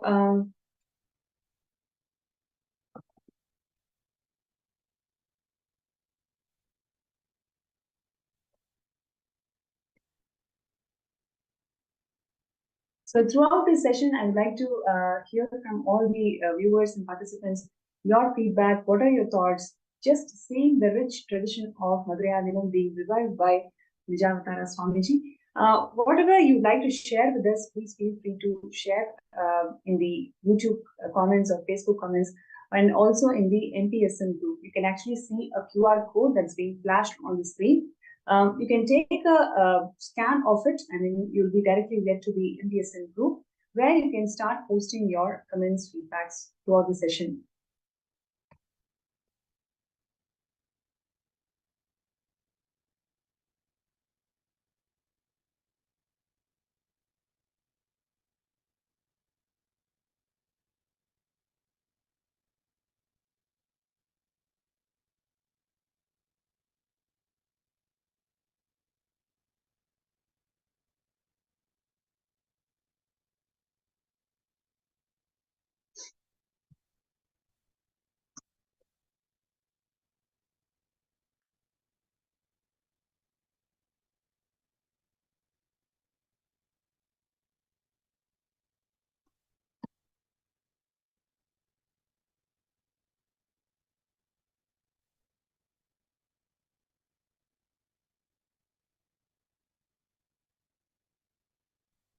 And before we get into more details, also would like to share with all the viewers that the Pandyan kingdom, which is actually one of the oldest Hindu empires, and it has the longest history of continuously ruling as an empire. The Guru Mahasannidhanam of Shamala Pita Sarvanya Pita Madurai Adinam was the spiritual head Guru and also the political head of the state of this Pandya kingdom, which is a very important statement that I would like to share with all the viewers, that they also act as the political head and they are also the spiritual head of this kingdom. And even in contemporary colonial era, the Madurai Adinam has actually appointed the Guru Mahasannidhanam as the Pandya Niyamana Murai, Pandya's coronation procedure. This actually very clearly shows that the Guru Mahasannidhanam is the spiritual head and as well as the political head of the Madurai Adinam and the Madurai kingdom.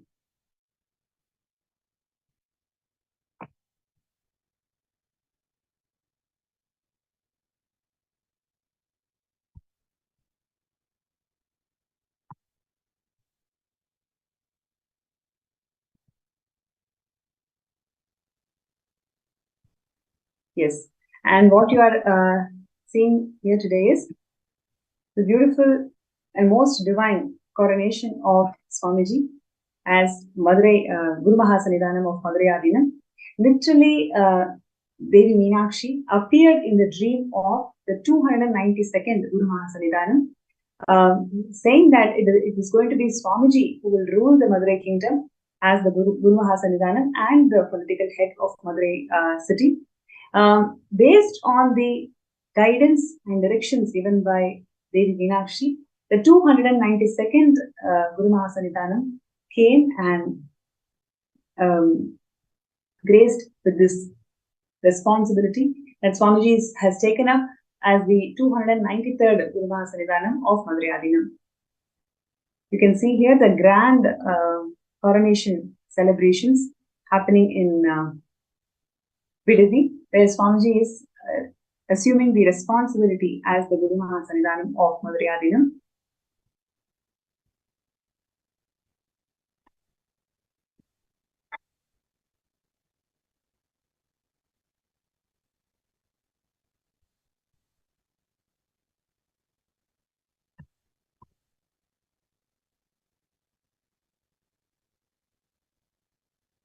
Yes, and as soon as Swamiji assumed the responsibility as the Guru Mahasannidhanam of Madurai Adinam, Swamiji started reviving all the temples under the Madurai Adinam. There are several temples that actually come under the Madurai Adinam, which needed lot of care, lot of reformation in terms of infrastructure, in terms of traditions, in terms of puja, in terms of the enlightened ecosystem that the temple must hold. Everything Swamiji revived from the scratch. You can see here the Sachinanda temple in Tamil Nadu, which also belongs to the Madurai Adinam. Swamiji actually led a huge revival and restoration process in all the 4 temples that belongs to Madurai Adinam. You can see here literally Swamiji himself was cleaning the temple, and he inspired hundreds of peacemakers to join the restoration process. And so much of hard work, and literally he was inspiring each and every person out there to understand the legacy that the Madurai Adinam was holding.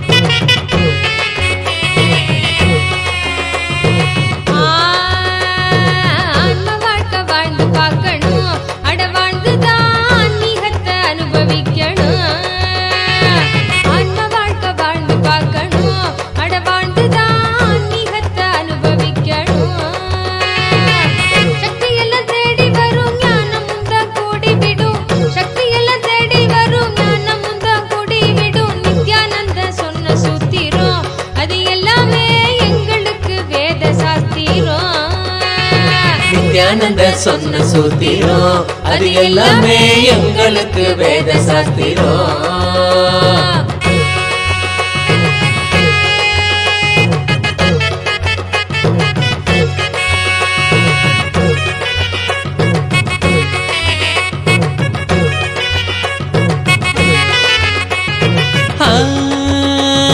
பக்தியுடன் பாடிடும் பிரார்த்தனையும் சோஸ்திரம் நித்யனவன் காலடியில் கொண்டு நம்ம சேர்த்திடும். பக்தியுடன் பாடிடும் பிரார்த்தனையும் சோஸ்திரம் நித்யனவன் காலடியில் கொண்டு நம்ம சேர்த்திடும். செய்யும் அந்த தியானம் அது சித்தம் தெளிவாக்கிடும். சித்தம் தெளிவாக அது தெய்வீகத்தை கூட்டிடும். செய்யும் அந்த தியானம் அது சித்தம் தெளிவாக்கிடும். சித்தம் தெளிவாக அது தெய்வீகத்தை கூட்டிடும். சக்தி எல்லாம் தேடி வரும் ஞானமும் தான் கூடிவிடும். சக்தி எல்லாம் தேடி வரும் ஞானமும் தான் கூடிவிடும். நித்யானந்தன் சொன்ன சூத்திரம் அது எல்லாமே எங்களுக்கு வேத சாஸ்திரம். நித்யானந்த சொன்ன சூத்திரம் அது எல்லாமே எங்களுக்கு வேத சாஸ்திரம்.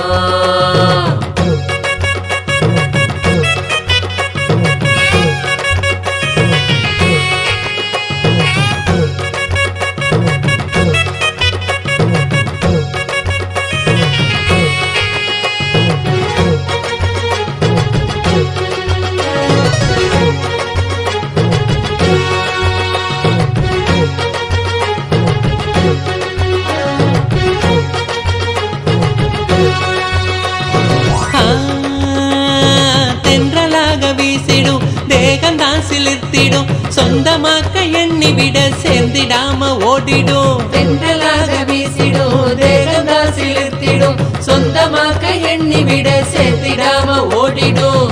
கைகளும் துறக்க அது கனிவுடனே நிறைஞ்சிடும் இதயத்துக்குள்ள இனிதாக வரும் ஆனந்தம்.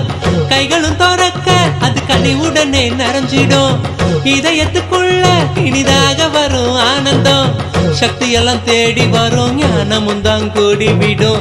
சக்தி எல்லாம் தேடி வரும் ஞானமும் தான் கூடிவிடும். நித்யானந்த சொன்ன சூத்திரம் அது எல்லாமே எங்களுக்கு வேத சாஸ்திரம். நித்யானந்த சொன்ன சூத்திரம் அது எல்லாமே எங்களுக்கு வேத சாஸ்திரம்.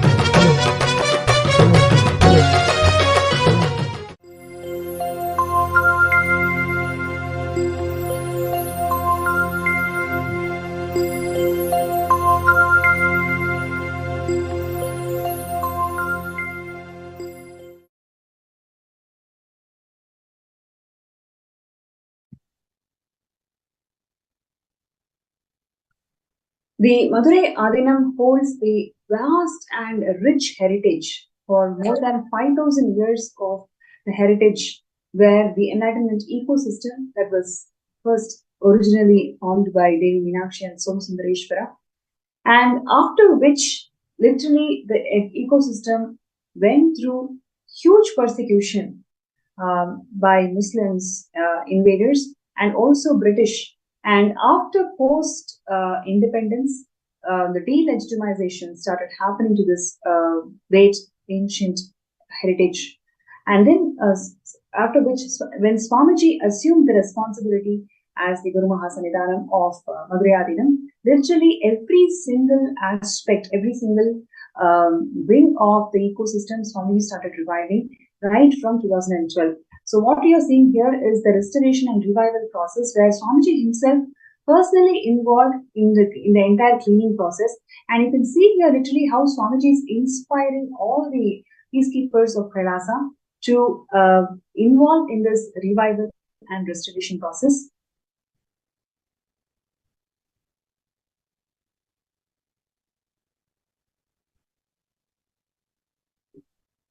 Yes.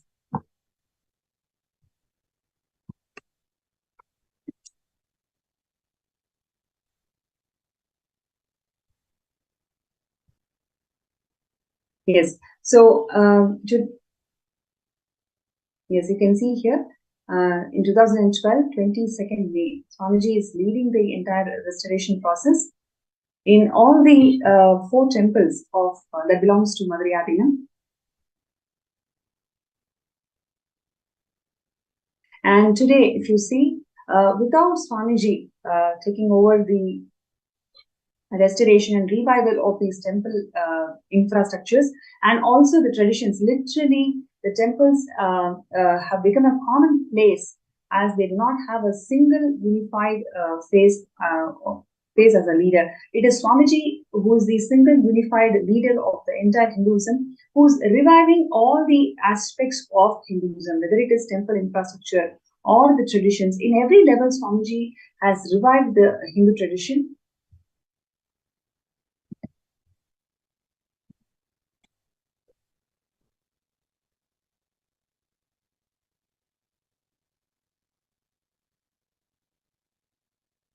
Yes, once again you can see here how Swamiji is inspecting the entire restoration process and at the same time guiding all the peacekeepers.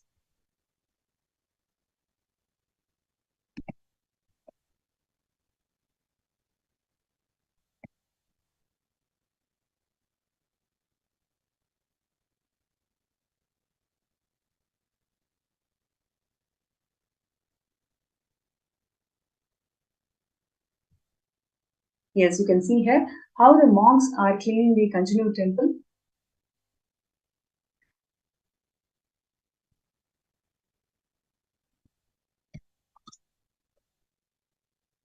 And not only cleaning and restoring temples, Swamiji also revived the Annadan.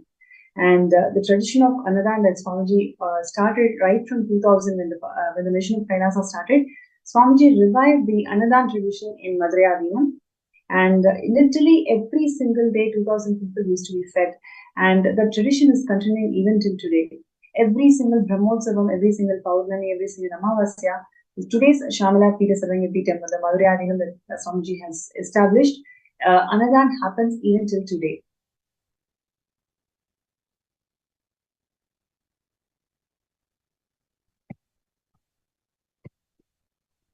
And along with Annadan, Swamiji also revived the Vaidhyalaya. Free medical camps was conducted in all the different places of Madurai Adinam.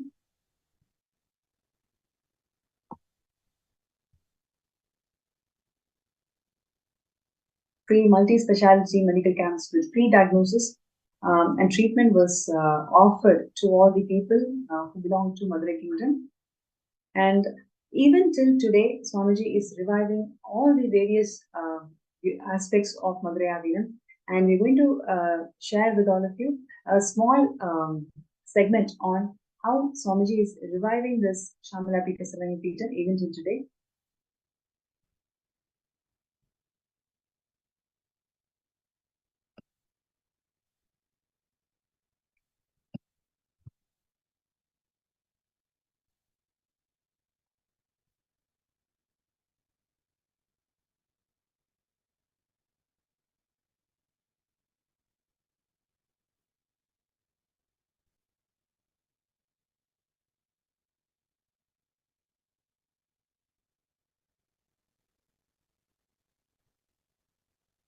Yes.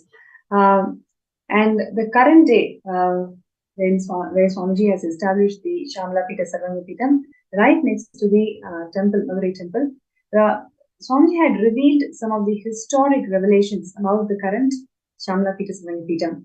So on 29th May 2019, historic breakthrough happened when the exact land where Devi Meenakshi emerged from the sacred ritual fire as a 3-year-old, from where from there she started ruling the entire kingdom of Madurai from the Putrakamishti Yajna, literally from that exact place, the Madurai Adinam, the Shamlapita Sarangipitam is established. The Devi Meenakshi Parashakti has blessed us by giving the exact land on which she used to sit on the original throne, Kailasonata Shamalapita Sarangipitam in Madurai. So literally where our current Shamlapita Sarangipitam is located, that is the exact place where Devi Meenakshi emerged from the Putrakameshti Yajna, and she graced us the whole universe with her divine blessings.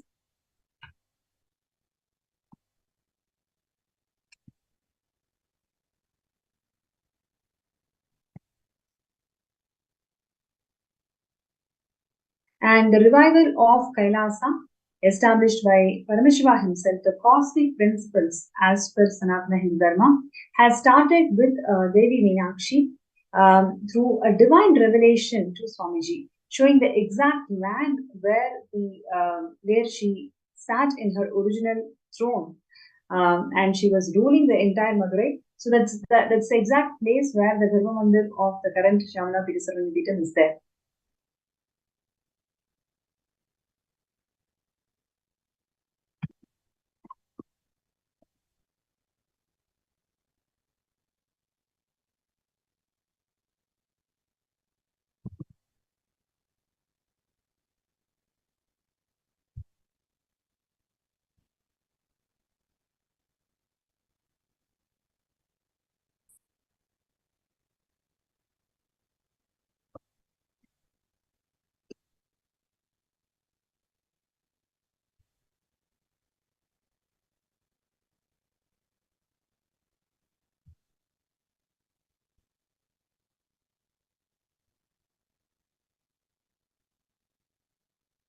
Yes. So in his own words, Swamiji said that Devi Meenakshi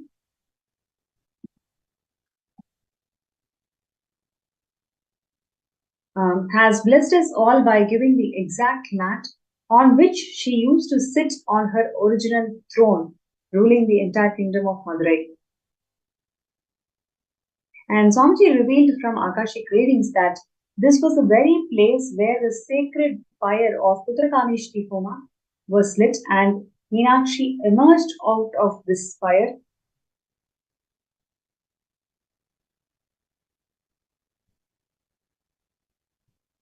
And in Madurai Adinam,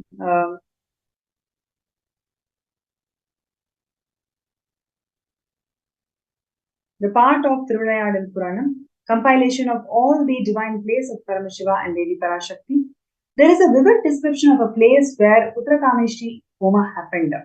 Lines like the Velvi, the Homa conducted by Kurvarar in the eastern side of the temple, where Lord Indra stays, confirms the location. Literally, the current Shyamalapita Sarvanyapitam is exactly located in the same place where the Putrakameshti Yajna was conducted.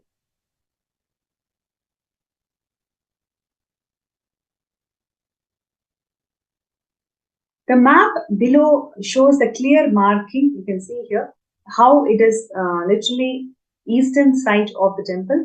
This particular place is located, and that's exactly the place that Devi Meenakshi revealed to Swamiji, and Swamiji brought this Shyamalapita Sarvanyapitam to one and all for all of us to protect and preserve this historic place.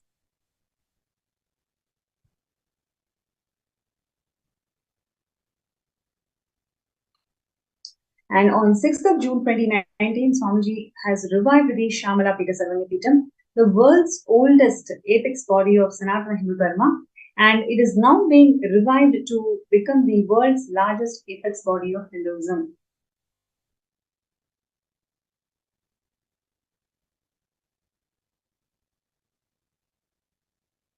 Swamiji is reviving the world's largest Sanatana Hindu monastery, functioning as a powerful enlightenment ecosystem, enriching over 16,000 Kailavasis around the world.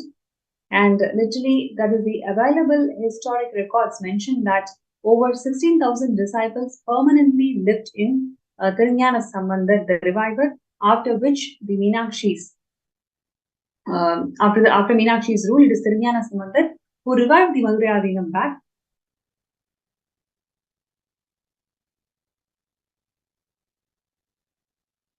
Now, what you're seeing here is the beautiful pictures of the current Shyamalapita Sarvanyapitam, which is located inside the Madurai Devi temple.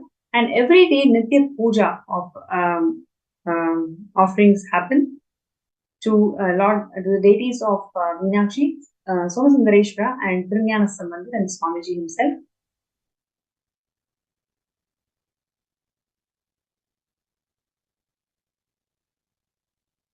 Now, what you're seeing here is Kailasa.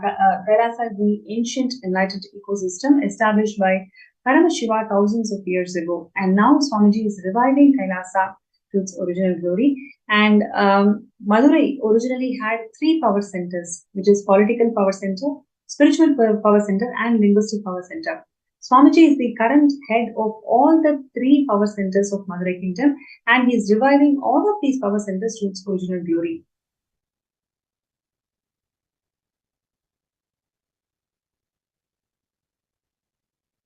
Yes, this is a beautiful contribution of Swamiji, where you can literally see all the deities of Madurai Adinam. Swamiji personally micromanages the jewels, and each of these jewels are prepared and designed by Swamiji through Kailasa's Sacred Arts University.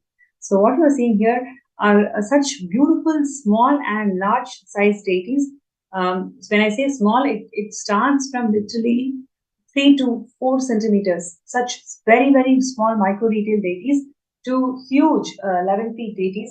To all the deities of this range, Swamiji ensures that all these deities carry beautiful jewels, and these jewels are personally made in Kailasa Sacred Arts University.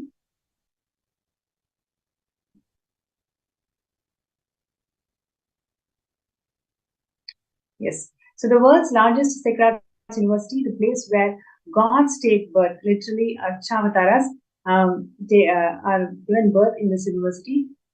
And this will be the largest workshop of all of its kind, whether it is in terms of deities or their paraphernalia or the decorative items. Every single thing Swamiji has acquired and made it in this Sacred University, and the whole thing is shipped to various temples around the world.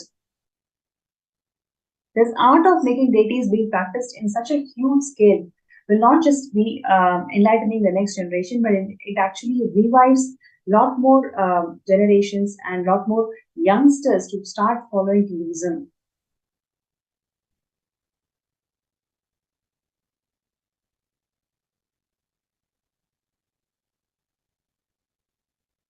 Yes, you can see more beautiful deities of Shamalapita Samanyapitam, where literally all these deities are personally designed with these jewels and decorations by Swamiji.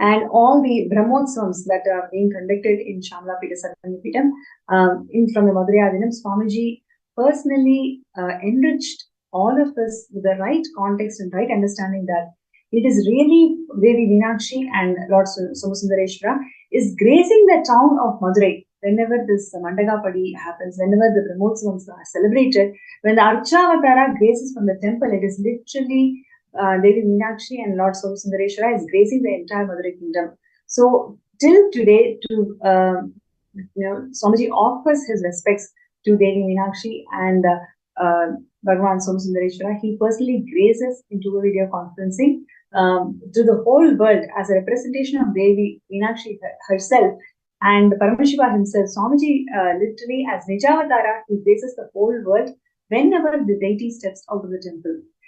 So even till today, all the Brahmotsavams, all the moments when the deity graces the entire Madurai temple for Mandagapadi, Swamiji graces the Madurai temple, and he offers the respects to the Archavataras, and at the same time as Nijavatara, he graces the whole world with his presence.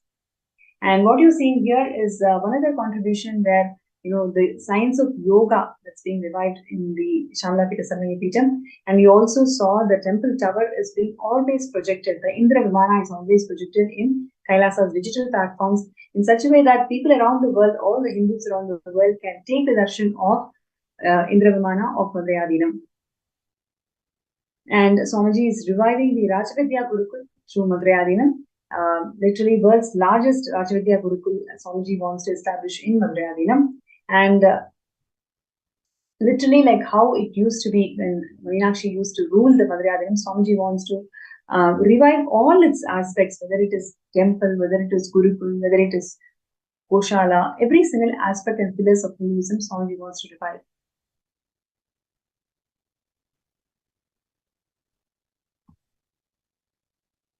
Yes, you can see here how the Gurukul kids are all doing the Akashik reading. And agriculture, even the temples around, places around the Shamalapita Samanyapitam, KAILASA has got the agricultural land where Swamiji is reviving the sustainable agriculture for this Madhurayadinam.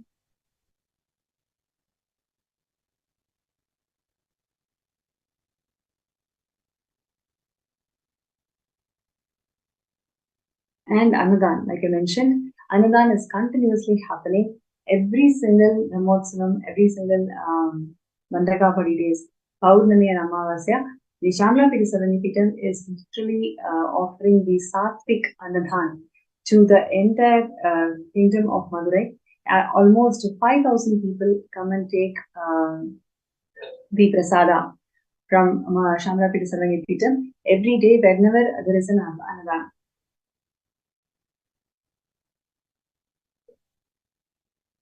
And even during the COVID-19, when the whole world closed their doors, Swamiji opened his spiritual embassies to one and all. What you're seeing here is the Annadan that used to happen during the COVID-19 period.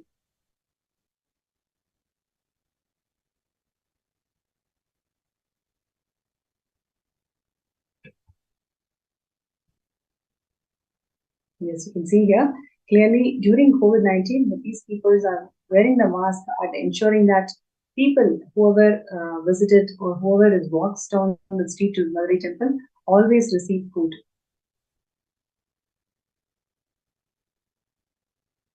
And Swamiji also takes care of the Goshala, cow shelters in Valdayadina.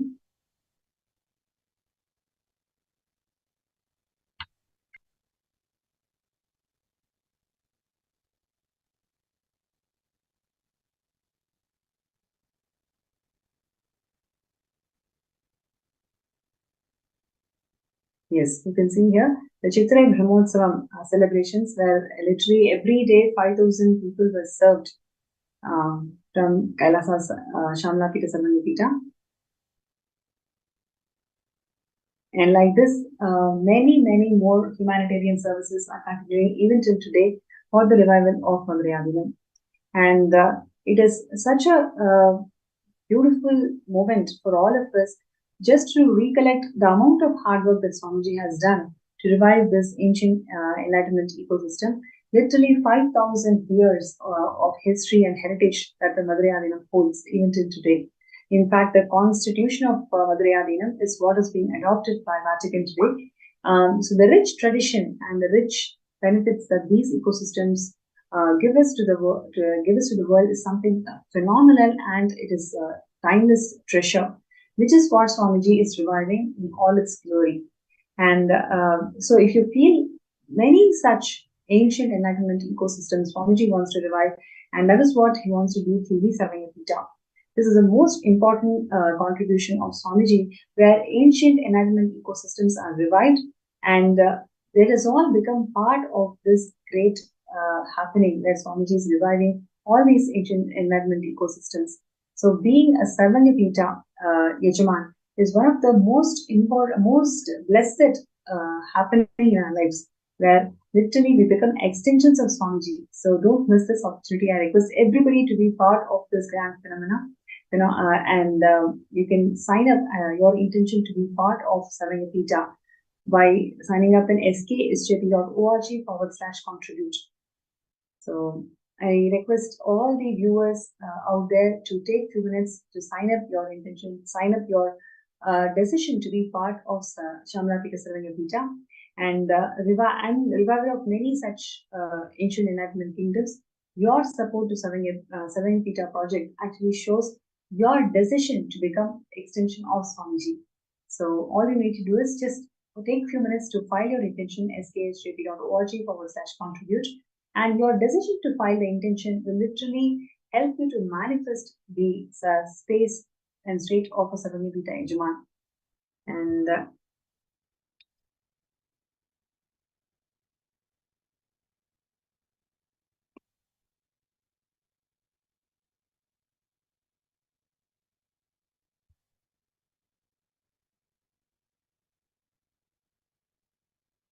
yes, and Swamiji has always told all of us that all we need to do is set the intention and work for it. When we take that first step, Swamiji is going to move million planets for us. All it requires is our intention to start our journey. So I request everybody out there to take this opportunity, take this moment to start your journey towards Sarvanyapita. With Swamiji's grace and blessings, simply you will be able to manifest it even actually before the Shivaratri itself.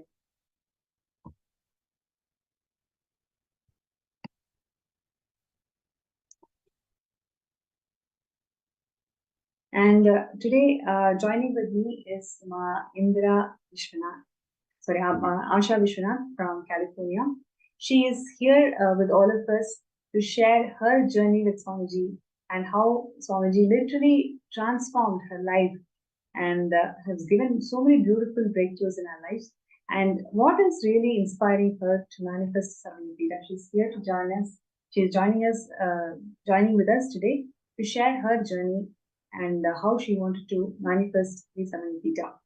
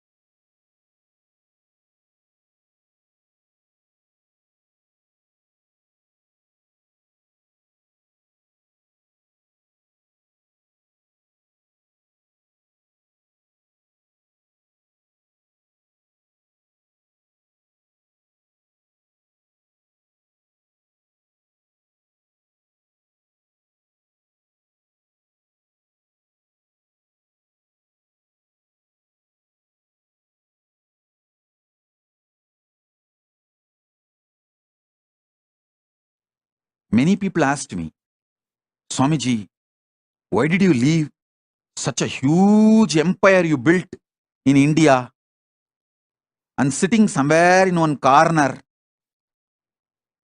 for so many years? Be very clear. It's already 3 years. I left India. More than 3 years. This 3 years is worth, because I have done the foundation, legal, protected, internationally protected place first. Not only I have the immunity of non-prosecutable and immunity and protection as the head of the state, sovereign land, which can't be violated, and the embassy status in multiple places, even sovereign land in more than one places. This 3 years is worth, because the first things are done first, right things are done first. We have a great future. We don't have to worry. Will there be any end like what happened, what has been done to Asaram Babu's organization? What has been done to Sant Rampal's ecosystem? What has been done to Ram Rahim's ecosystem? What has been done to this Palgar Sadhus, and what has been done to Kanchimat? You don't need to worry, because I have done the right things first. That's a, spend little time, study how each Hindu ecosystem is persecuted in last 100 years. Listen, whether Kanchimat or Asaram Babu or Ram Rahim or Sant Rampal or Shivashankar Baba, all of them, all their organizations, with so much of hard work, they build the Hindu ecosystem like a beautiful honeycomb. But just some thief comes and robs the whole thing and takes it away. But again, you guys Hindus will work hard and build it like a honeycomb. Again, somebody else will come and steal. Be very clear. I am not interested in this game. That is why I decided very clearly, I will build the fort first. Proper stone fort. Then build the honeycomb, so it will stay forever and work forever. Support the Hindus forever. Keep the Hindu ecosystem forever alive. Be very clear. I understood this secret. I started my public life at the age of 16. Within 10 years, by 25, I understood. Without making a proper protection system, any hard work me and my sannyasis put and build, it will be like a honeycomb. When Kanchi Shankaracharya got arrested, clearly I realized the Samasthana, which had immunity from all prosecution, lasted just 2 generations before, till the India adopted the secular constitution. Kanchimat, Madurayadinam, all of them had immunity from all prosecution in writing, legally valid, from the British government till the British time.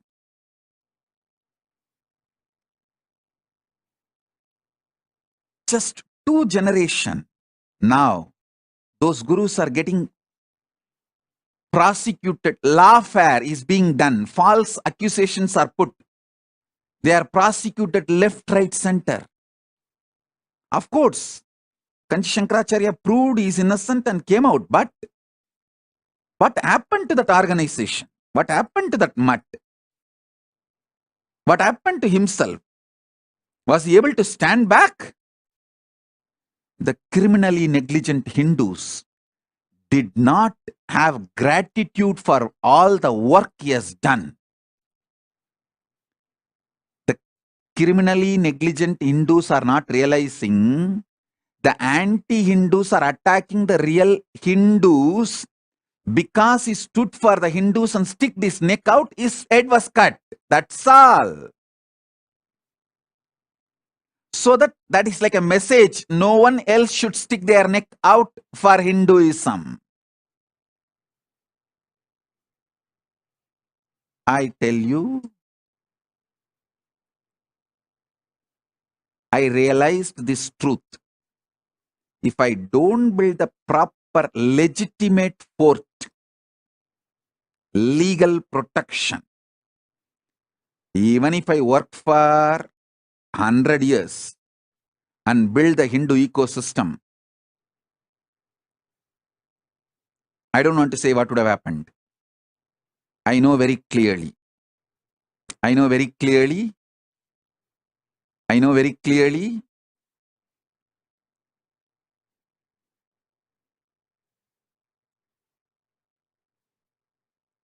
I wanted to tell all my disciples,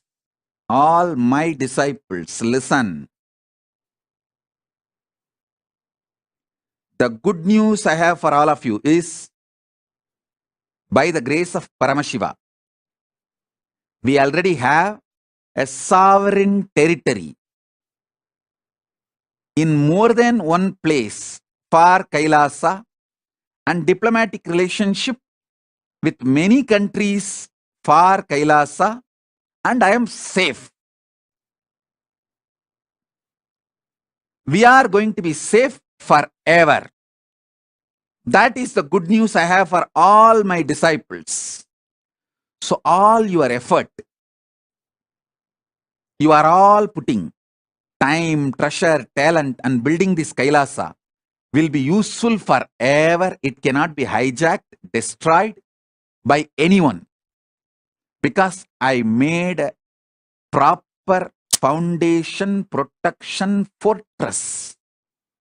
Then started building the honeycomb. I did the first things first. Be very clear. Be very clear. First things first.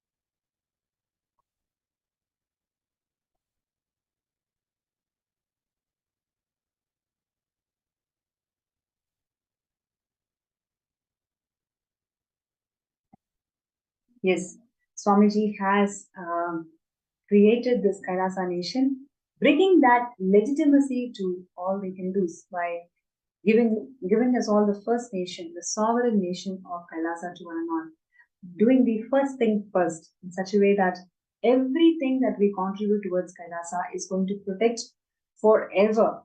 And your contribution to Kailasa through Savingapita is not just going to be there for few hundred years, but rather few thousands of years it's going to be there, serving the whole of the humanity. So your decision to become a Savingapita Yajman is going to serve the humanity eternally. And on that note, it's my pleasure to welcome Ma Indra, Ma Asha Vishwanath from California to our segment today. Nithyananda. Thank you so much for joining the segment today. And I'm sure all of us are really excited and looking forward to hear from you, your journey, your moments with Avatar. We've attended so many programs, so many beautiful blessings and darshans from Swamiji. Would like to hear from you what really inspired you in this journey and how Swamiji made your life magical. Nithyananda. Thank you. Nithyananda. Can you hear me? Okay. Yes, we can hear you. Please go ahead. So my journey with Swamiji started in 2007 when my friend Chitra invited me to come to watch him at Dianza College, locally here. And so I went to the college. It was just in a classroom, and we were sitting there, and I saw someone walking down, and he looked just like Swami Vivekananda, walking so magnificently, down the steps and sitting at the chair in the front. And literally the first sentence he said was, "I am here to revive the Vedic tradition." Those are the Wow. exact words he used. And I don't know what it is, but something rang in me with it. It's a soul-to-soul connection is all I can say, that made a powerful connection right at that time. But it took me a while, like everything else. I'm in the logical mind, to connect to someone, etc. Right? But the journey started then. I attended all local programs here to do the basic courses. And then after that, attended a lot of programs in LA. We used to go in carpools and vans. It was a great experience. We used to drive on Friday nights, go on the weekend, drive back on Sunday night, back to work on Monday. And Wow. nothing could happen like that without his energy. Wow. And So this was which year, no? Back in 2000. This was in 2007, 2008. Okay. And also Wow. 2009. Yeah, end of 2009 before he left from the US. And so it was an excellent experience to go deeper and deeper in connection. And the whole idea is like, we don't even know why, but things fall in place. Wow. We don't question. We just have to have that icha, that intention. And it just happened. Time off from work happened. Weekend, somebody was there to take care of my children. And I just went. And didn't worry about how am I going to do this overnight trip and stay awake over there. We all went to a certain hotel over there. That experience during those years was just amazing.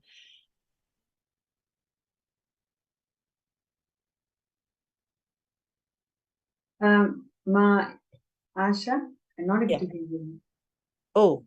Yeah, now I can hear you. Please Better? go. Yeah. Yeah. So he had invited me to, and he said, as part of the darshan, he said, make sure that you come to the LA temple inauguration. Okay. And I said, yes, Swamiji. And I said, okay. And then later on, they were planning to do on a certain date. I was planning to go there at that time. But suddenly they had changed the date to make it earlier. And I didn't know about that. And I was at a friend's house and I was talking to her about Swamiji, and I was just typing in the word Nithyananda, getting into the website. As I'm doing that, I get a call from LA, and immediately they say, I'm part of the San Jose Sangha here, right? So I'm here in San Jose area. And so we all used to group and go. And then this friend was just talking to me, and immediately I get a phone call from LA, and they're saying, oh, we're opening earlier, come over. And that's it, right? Right when I'm telling someone, enriching someone, that happens. And then after that, I'm figuring out, okay, now how am I going to take time off? How am I going to manage the house, leave the house and leave the kids, etc.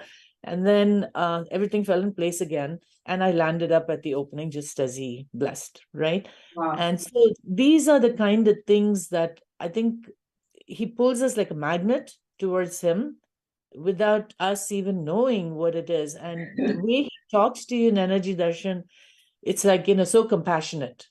And there's someone there to take care of you, your father, your mother, everything, right? And then similarly in India, when I went to all the programs also, right, we look forward to that Energy Darshan. And of course, when you go up there, we forget everything because we don't want anything. We're just completely blank. So I always made sure I wrote down on paper. Sometimes I'd be embarrassed. I've got 2 sheets of paper. One time I wrote a very short one. And then I somebody on the side who was helping one of the volunteers was showing him the sheet. And I'm wondering and I'm thinking, it's like, oh, okay, he blessed me, but he didn't look at my sheet. And then I was feeling sad. I said, okay, that's okay. Maybe, he just didn't look at it, whatever. And whatever I wrote on that, I'd asked for a special darshan for the next day, during the next day darshan. And that's exactly what happened. Oh, and, wow. Yeah, that means he's read it. And I didn't see him looking at the paper, right? So that doubt was cleared. And very often, he with the conversation, he'll bring up and ask questions, etc. So that journey kept going, of course, been to so many programs in India and over here. And each time it only gets us closer and closer to the oneness. And there's never a dull moment, literally. Nothing is repeated. Everything is new. Every 2 weeks is bringing something new. And when he did the Kriyas, I used to go from work directly to the temple, our San Jose temple, which is in Milpitas. And I will go every evening after work because he introduced a new Kriya every night. And I never knew that I could ever do something like, Nirahara Samyama, right? Couple of times I just went back, but then he asked us to come to the temple every day for darshan. That made such a huge difference to make that happen. And so, being part of, as part of the Sangha, doing so many things, and there's so many stories that, make us sting. And the key thing is, when we are really troubled for something and something's bothering us, someone from the Sangha will call, or we'll watch a satsang, or we'll read something. It just happens. And this has happened to other people too. They'll say, you called at the right time. Can you go for a walk with me? Can we talk? And so amongst us devotees itself, that'll happen. Sometimes the message will come from somebody outside of the Sangha too, but somehow we know that he's hearing it. And attending these Zoom programs these days is such a blessing, because throughout COVID, I think we're just gliding through. I have no idea how those 2.5 years went by sitting inside. And I'm a person who's always going outdoors, and there's so much to do. But kind of shapes the path also, like, what you want to go and what you want to do, etc. Everything keeps changing as we go along. And as far as the Sarvangapita Ejaman, that the intention was, it was clear. It's just to want to be part of the KAILASA, right? So that's why that intention was there and came up strong. You start in a small way, but I know things will happen, things will fall in place, and I'll be able to reach it. I just have to trust and surrender, learning more and more to surrender, and talk to Swamiji about that. And that's why all the blessings we get when we do all these PSM programs, MPSM program, I should say, online is it's an amazing experience, and people should definitely make their attempts to attend these programs, because it does take us into a different space completely. And each of us, the key thing is, each of us have our own experiences in our own ways. There's nothing big or nothing small. And this was taught to me, like the person who, one of the sannyasis who was here in San Jose, when I went for my first IA in Inner Awakening in 2012. And she said, go with no expectations. Experiences of everybody is very different. And we just meet the best people. And it's like, when we've met in programs also before, it's like we share with each other, right? And then we learn so much and get inspired. It's like a fire spark. This sparks us. And Ma Snemai, Ma Divyananda, all of them in our local Sangha, they work so hard to keep us all connected, re-invite us, and so warm. So many pujas we have in our temple. All those make a huge difference in our life to face challenges. And life's not easy all the time, right? Each of us have our own challenges. That's so beautiful, Mad, because you brought various elements, like how Swamiji attends to each and every darshan. When you talk about it, I also remember so many moments, in the initial days. We write pages and pages and give it to Swamiji. He just takes a look at it and then that's it. He attends to every single line. He remembers it, and the next day or the next coming days, Swamiji will tell the exact line, whatever we wrote, and then says, okay, you've written this, and I'm attending to this. This is how you're going to come out of this problem. So always it feels like, how is Swamiji able to do it? And every single time we used to have at least 500 to 800 people sitting there, and each and every person giving that one piece of darshan letter. And Swamiji remembers it and ensures that it is getting attended, and the reality is caused. He follows up, he makes sure that we're all feeling comfortable and empowered, most importantly. So, that's very important, beautiful thing that you brought out. And I have one thing that came to my mind when you said that. There's a beautiful large photo in that main hall in Biridi of Swamiji. And now you talked about Meenakshi just before this, so it was interesting. So there was a parrot that stayed with him for a while, right? And it came from Madurai. And during our IA, the parrot was there, Meenakshi was there, and she'll sit on his shoulder. And keep pecking around and all that stuff, right? So on the wall, there was a beautiful photo of Swamiji with the parrot, Meenakshi, on his shoulder. And so as part of the darshan, I said, Swamiji, I want a copy of that photo. And it's a simple request, but something that came from deep down, right? And then, so he said, no problem. And immediately he looked at someone and said, get that ready by tomorrow. Okay, and then get her that ready. I said, okay. And then I went off. Next day, they brought the photo and I took it and I was like, oh, thank you so much. And they gave it and he was going to bless it. He took one look at it and I thought everything was fine, right? He took one look at it. He told the person there, right? He says, no, this is not the exact same one.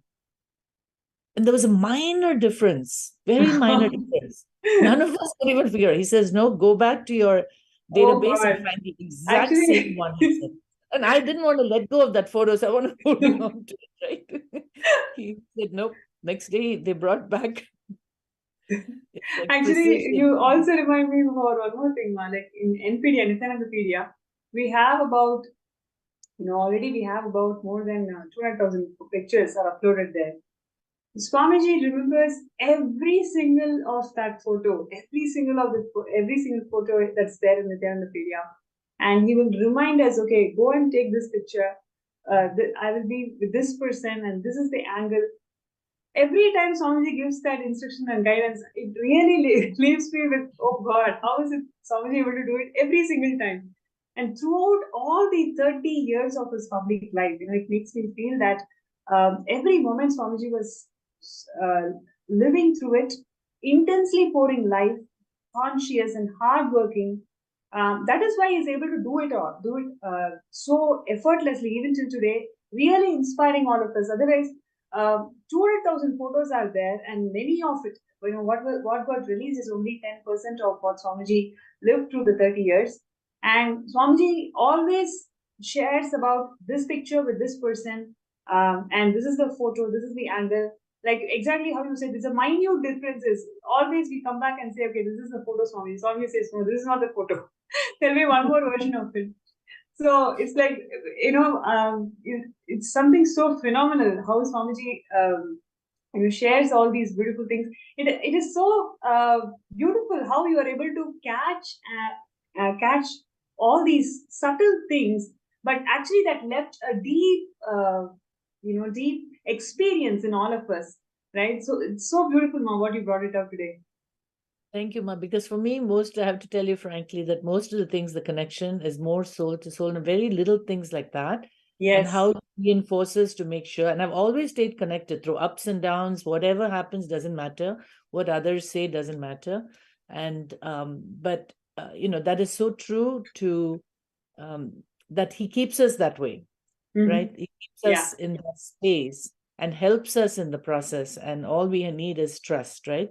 And one of the energy darshans, that's exactly what I asked him. I said, Swamiji, help me to always stay connected with you. So he said, it's easy for him to be connected to us. He said, yes, I bless you that you'll always be connected with me. Wow. He has also blessed me with enlightenment recently during those programs. And he says, don't worry. And I told him, I want you and my Shirdi Baba to be together when I leave this body and have my enlightenment. He said, yes, I will be there. It's such a blessing, right? Beautiful, beautiful. Ma, so, you've been there with Swamiji, more than a decade, and you've seen Swamiji how he cares for each and every being. Millions of people have received these darshans and healing requests and everything. How do you see this contribution of KAILASA as a sovereign nation to whole of Hindus? We just saw the video where Swamiji is explaining the importance of why we actually need a Hindu nation. How do you see that this huge, breakthrough that Swamiji has given for KAILASA as the nation, as a sovereign nation for all the Hindus? How do you see this huge breakthrough for Hindus? So I always tell people that when I introduce Swamiji to them also, I always tell them, I've read about a lot of gurus, I've been to a lot of them, and my Sadguru is always like, Shri Baba, but there is a reason why I came to Swamiji. And I said, what I see in him is like everything put together.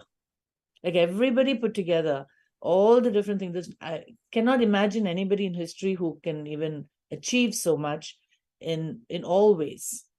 It's not just only in the process of, it's not just some satsangs here and there, or, it's like the overall thing of what he's achieved, how he's used technology, how he progresses, and despite all the whichever direction that people come and try to stop him, he has found amazing ways, and unbelievable. Some of these are just unfathomable and unbelievable. And then how many people do we know in history who can transfer energy to other people and give so many powers? And we watch the Gurukul kids, it's like, how can people not even believe that this is so amazing, right? I don't know what words to use, but it's like any doubts, they should be able to just watch the people manifesting all these powers. And I'm just amazed.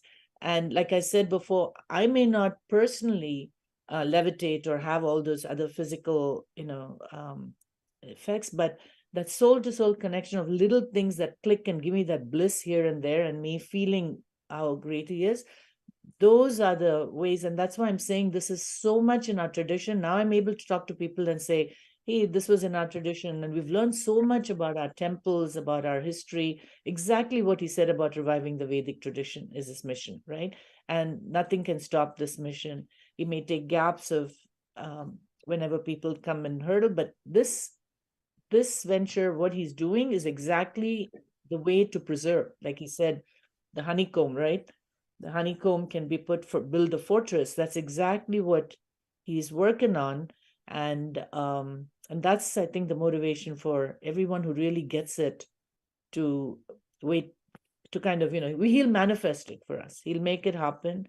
And we just have to follow him. We're just little, channels and little puppets there. It's like, but it will happen. And so it's just again unheard of, and we've learned so much. Like I went to Bali, right, for the program one time, and it's like we see so many Indian traditions out there. It's like which we didn't, which would not have happened if someone those days also didn't work on it. So this will be a real transformation for the preservation of Hinduism. Beautiful. That's so, once again, you actually brought out a very important dimension of why we need Kailasa. And you also want to share, what really inspires you to work on this manifestation of Samadhi Yajman. Why do you feel that everybody should take this opportunity and start working on manifesting Samadhi Yajman? So I think it's a great opportunity, first of all, to experience Swamiji's power and Swamiji's blessings. And so taking that first step of even having the intention, there's nothing wrong in having an intention, such a great intention, right? And give it a try.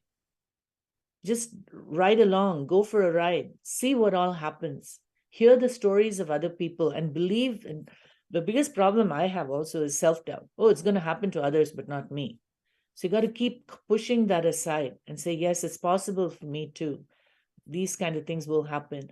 And that's why I think, just as Swamiji says, manifestation of power, just play with it. So this is a big play, but don't think of it as big. Just give it a shot and say, hey, these things are going to happen. I just need to first clear my inner space and be open and to receive it.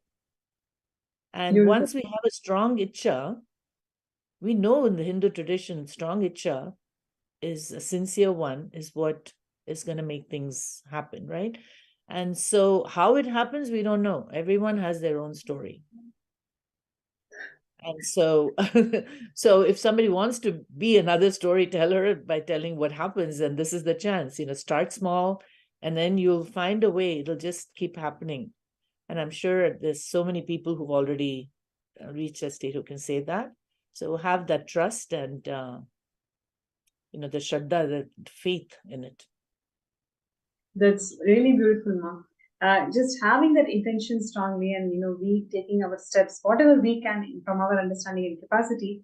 When we start taking the steps, Swamiji, with his grace and compassion, is going to bless us all with millions of opportunities and possibilities on which how we can manifest this reality of becoming the 7th Yajman. It's really a pleasure to have you today. So many beautiful nuances, so many beautiful dimensions you brought it out about Swamiji. Thank you so much for that. I'm sure all the viewers are enjoying the segment as much as I'm personally doing. Thank you so much, ma'am. Thank you so much, Nithyananda. And then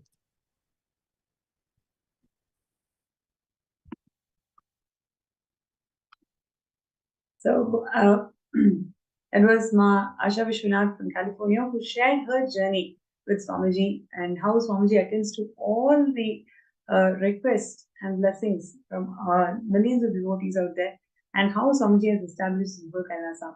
So requesting all the participants and viewers today, let's take this moment, really let's take this moment to become the Sarvagya Yajman. You can start your journey with whatever you have. Let's start your journey somewhere. And with Swamiji's grace and blessings by Shivaratri, all of us will be able to manifest Sarvagya Yajman. So let's take this moment to sign up the intention. And with Swamiji's grace and blessings, it's going to simply manifest.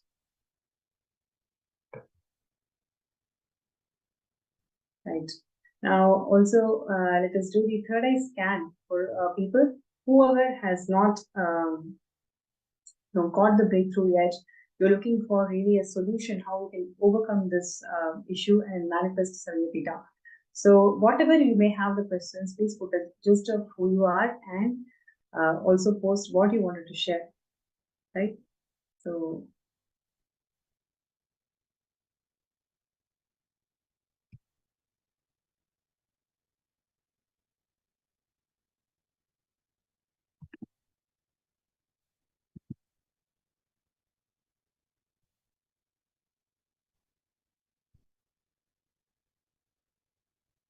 yes.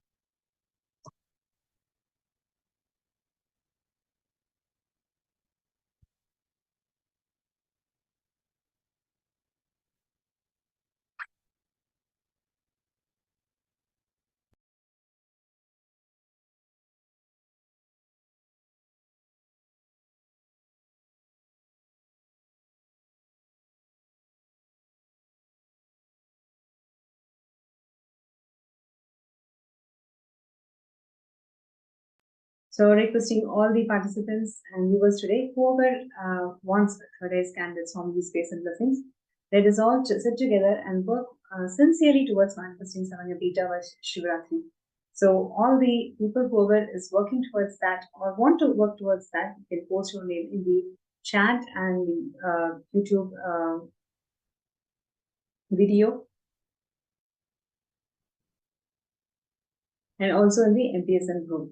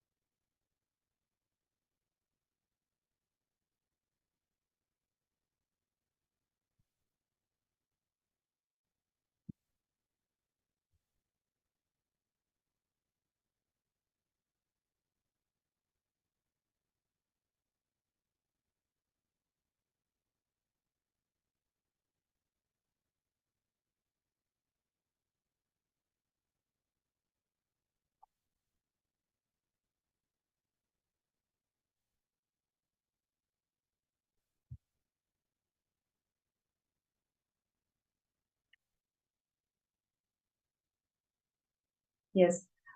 Requesting all the viewers and participants, whoever would like to have a third day scan for all the obstacles that you're facing in manifesting SJP, you can post that in the YouTube chat, Facebook chat, and also in the MPSN group.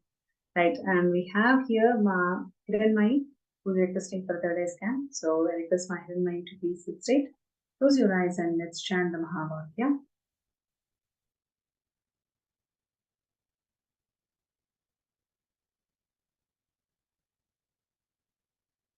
Om Nithyananda Paramashivoham. Om Nithyananda Paramashivoham. Om Nithyananda Paramashivoham.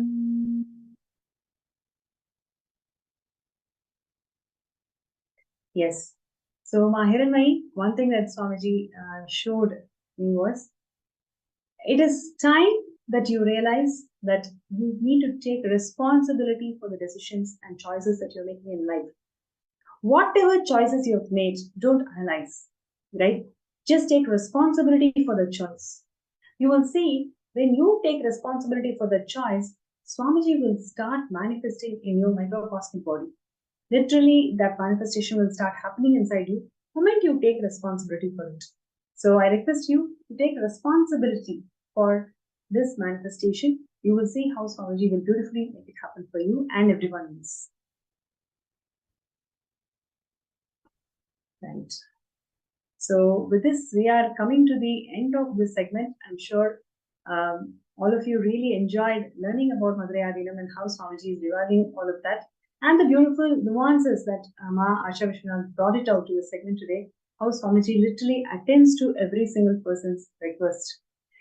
And this is a beautiful opportunity for one and all, where all of us can become part of Swamiji's extensions. This is the time when the Garbha Kala, when the KAILASA is getting formed, and every single contribution of yours during this time is so valuable and so precious, not only for you, but actually as a being, as a family, you'll be able to experience such huge transformation and breakthrough the moment you say yes to this. So I request everybody not to miss this opportunity. Sign up for skshjp.org/contribute. Right. And with this note,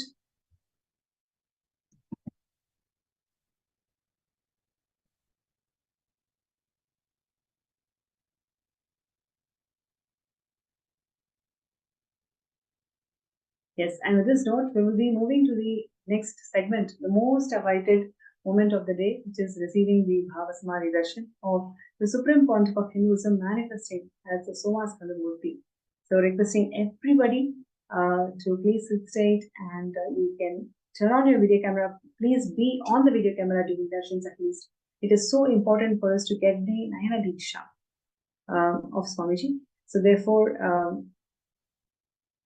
requesting everybody to take this moment and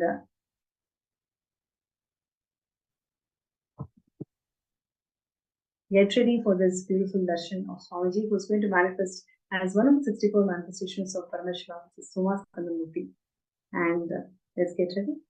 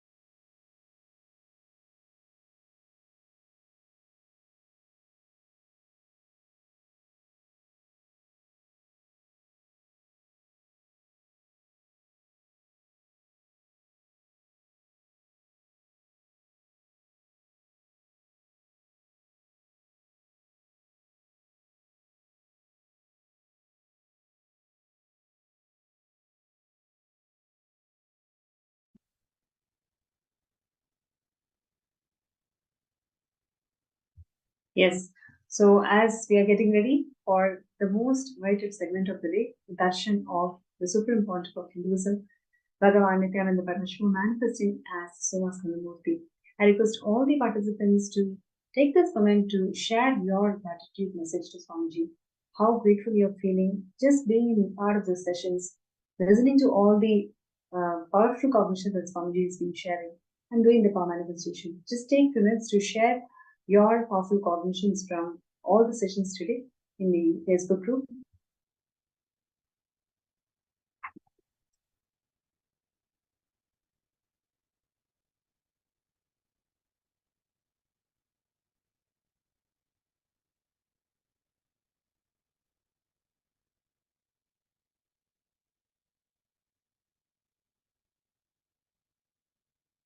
Yes.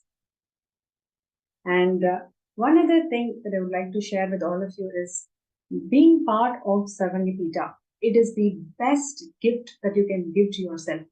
The reason being, it just gives you a quantum leap, quantum jump from where you are to where you want to be. All of us want to be Paramashiva, and just for us to experience that quantum leap, quantum faith, quantum jump, all we need to do is sign up for the Sarvangipita Yajaman and take the step. Your first step literally defines the quantum jump that you want to take in life. If you feel that, yes, quantum leap is what I want, I don't want this linear progression, then all you need to do is just start working for manifesting SJP. Literally, this one thing, if you start doing it sincerely, you will see how all the other things around it will simply fall in place.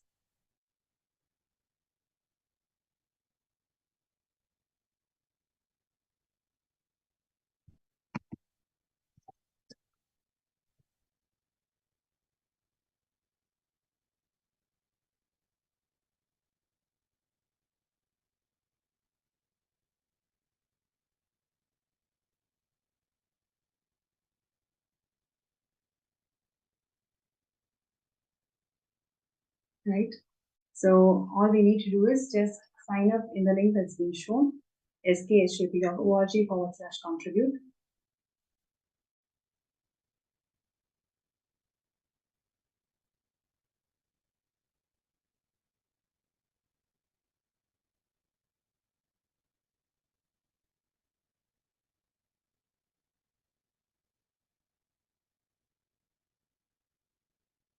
Yes, and let us all get ready for this amazing darshan, where Swamiji is going to manifest as one of the 64 manifestations of Paramashiva.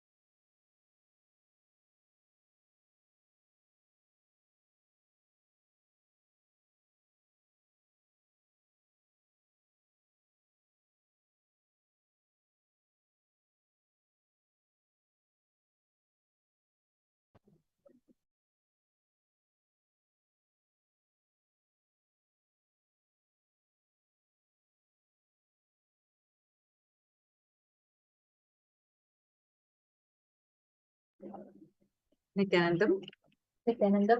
We just had a very beautiful session listening to how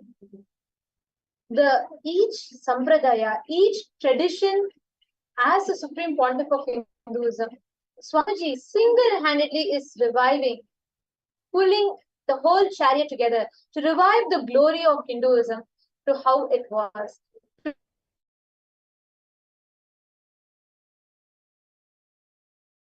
To bring us all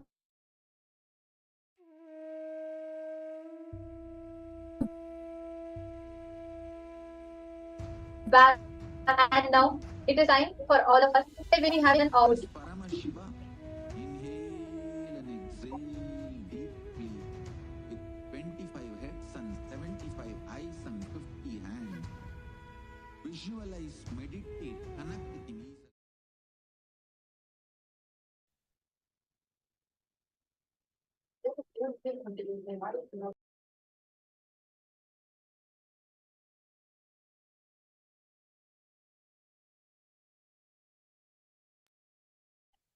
Somaskandhar Murthy, this form of Paramashiva that all of us are going to be having the darshan of today, this form of Paramashiva is a form in which he takes Skanda, Subramanya, who slays the Asura, the Surapadma Asura, who is like wreaking a havoc amongst the Devas.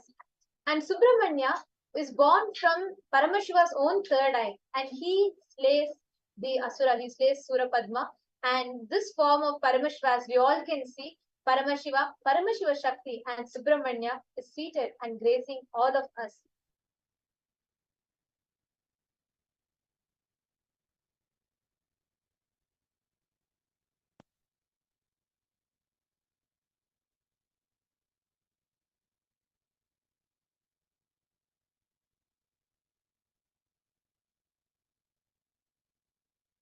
Somaskandhar Murthy is a form of Paramashiva. So once happens that when Surapadma starts wreaking a havoc amongst the Devas, he is unable to handle, all the Devas are unable to handle, and they all go and pray, and they are all unable to withstand the tortures of Surapadma. And all the Devas appeal to Paramashiva, and Paramashiva blesses them with a warrior who would be able to take down the demonic Asura, and thus the birth of Subramanya happens. Very beautifully, Paramashiva says how it just creates Subramanya through his third eye. And just as from a flame of his third eye, Subramanya manifests, he happens. So it's a very, very beautiful description or happening. And Subramanya is a unique expression of Paramashiva's bioenergy from his third eye. The male component, bioenergy, is Paramashiva's. The female component, the biomemory, is from Paramashiva Shakti.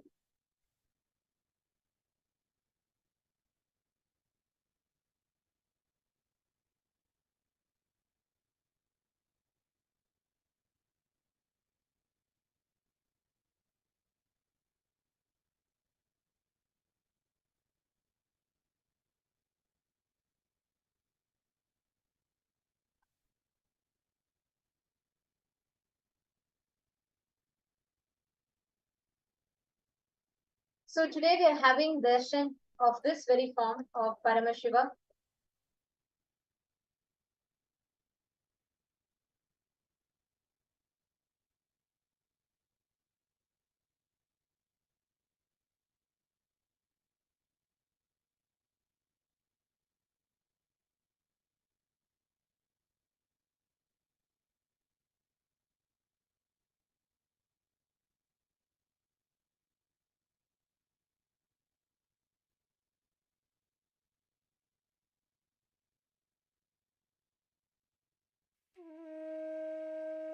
Yes. Now, all of us are going to be preparing to receive darshan of this very form of Paramashiva, as he blesses all of us as Somaskandhar Murthy. And all the participants that are there with us, let's all get ready to receive darshan of Paramashiva as Somaskandhar Murthy today. All of us are blessed to be receiving this darshan directly from Swamiji. And during the darshan, what is going to be happening inside of us is something phenomenal. Like all of us invariably experience the awakening of Kundalini Shakti. That is the awakening of Kundalini Shakti. When that happens inside of us, it helps in various fronts, be it effects like anti-aging or your entire brain getting awakened inside you. It helps you in every aspect. Whether it is the power manifestation or whether it is you manifesting your own job or you wanting to be a better person for yourself, you will see how this really helps you. Just you need to be sitting in a darshan, that's all. Apart from that, there's nothing much for you to do. But you will see what transformation it brings forth inside of you. just by sitting in the presence of everyone. That's the power of the presence of Swamiji.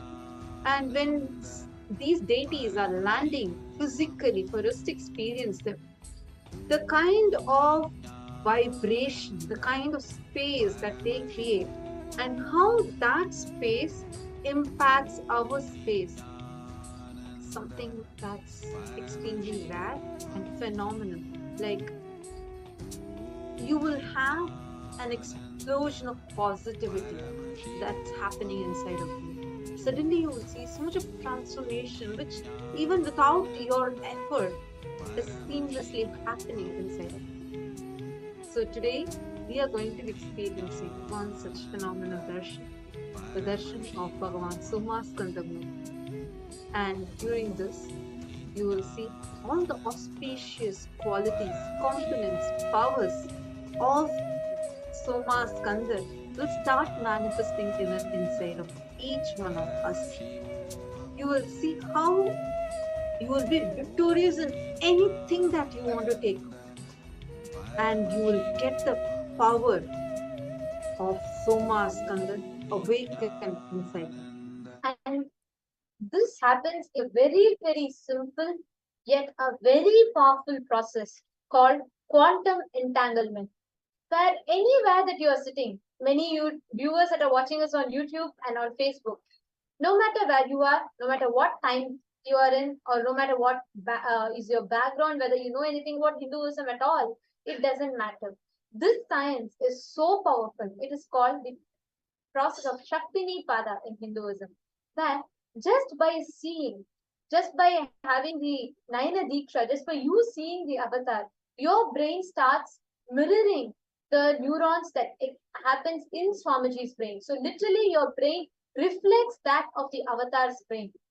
And what happens is, in this point in time, your entire brain cells all are awakened, all are activated, and at that point in time, all of us get to manifest these higher states of Paramashiva.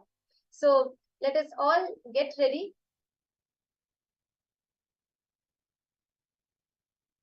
to receive this darshan. Every one of you that are sitting with us, get ready to sit back and enjoy this very, very beautiful darshan we are going to be receiving. Any obstacles you have anywhere in life that you want to achieve victory, anywhere you want to achieve any successful anything success in life, you can pray to this form of Paramashiva. Now, let us all get ready to receive the Bhava Samadhi darshan. I request all the participants to please take a few minutes and get ready. I request all of you to set up your space in such a way to not get distracted for the next 30 or 40 minutes as you're all sitting and having the darshan of Swamiji. Just be in the space of gratitude and enjoy the Bhava Samadhi darshan. All of the participants that are here, we are sure that each of you are gaining so much of invaluable gifts, initiations, powerful cognitions.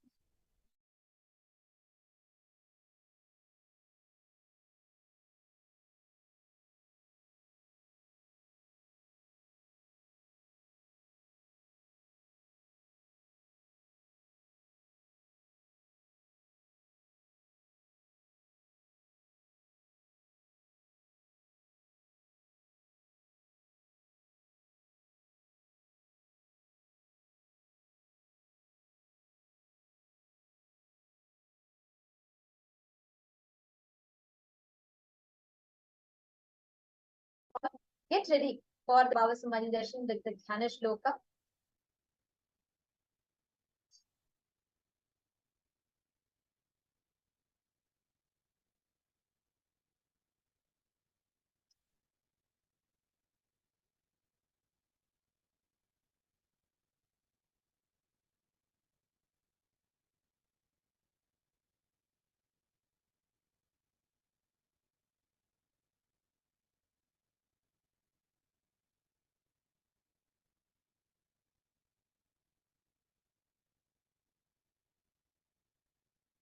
Sorry for the technical glitch. We apologize for the technical glitch to everyone.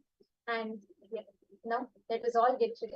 I see that many of you have not yet been settled in front of the camera. We I request request everyone. all of you to please come and be seated. Yes, and we request everyone, see, understand what we are going to be experiencing is quantum enlightenment through entanglement. Understand that. It's the phenomenon of entanglement, which is even described as per the quantum physics, has been known for a millennia in our Sanatana Hindu Dharma, which Swamiji has survived. And today, all of us are going to be experiencing this phenomenon inside each one of us. And you will see how you just need to be sitting here and Swamiji will do everything for you. So for this purpose, it's very important that you are seated because all that is required is just you need to sit. Everything else Swamiji will do for you.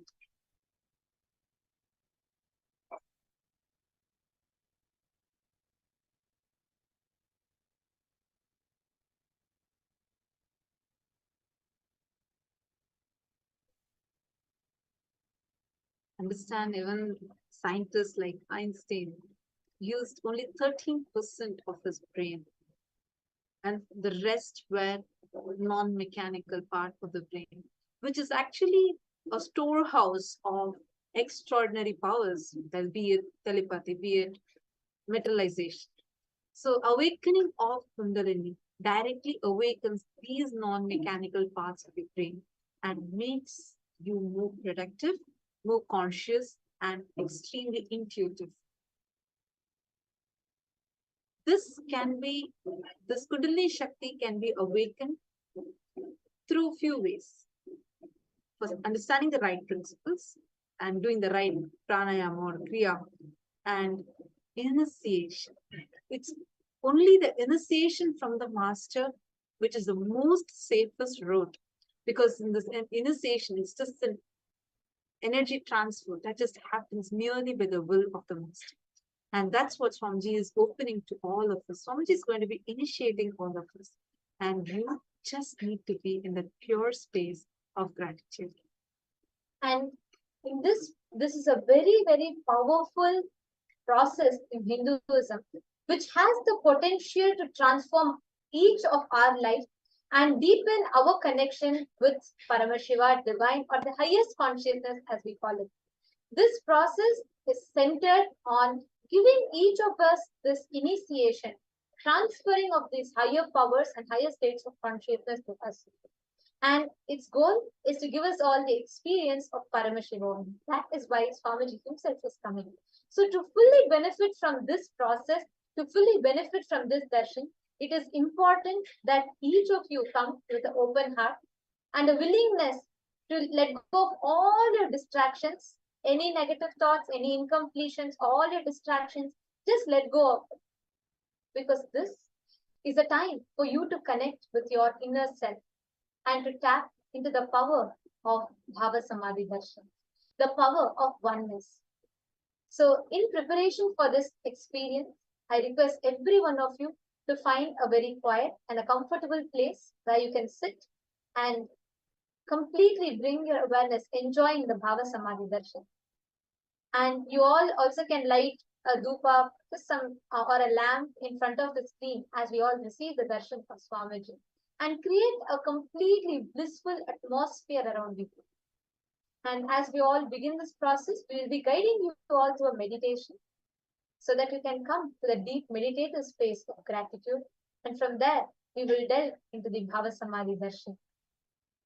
Now, we request every one of you to get ready to receive the Bhava Samadhi Darshan. We will now be chanting the Dhyana Shloka, the sacred chant, which describes the form of Somaskandhar Murthy as per Agamas. We will now be chanting the Dhyana Shloka for all of you.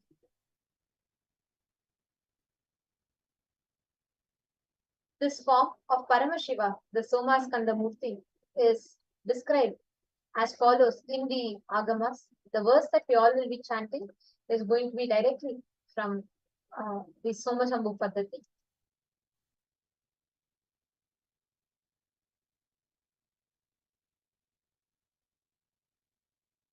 दक्षालम्बितवामनित्रतपदं कृष्णं मृगं चाभयम् टङ्कं बाधदम्बरं च कटैक बिभ्राणया वामके वामालम्बितनिद्रता नद्यत्पदा देव्यायुतं मध्यतः स्कन्दो नाब्जकरद्वयेन सहितं सोमागुहेशं भजे.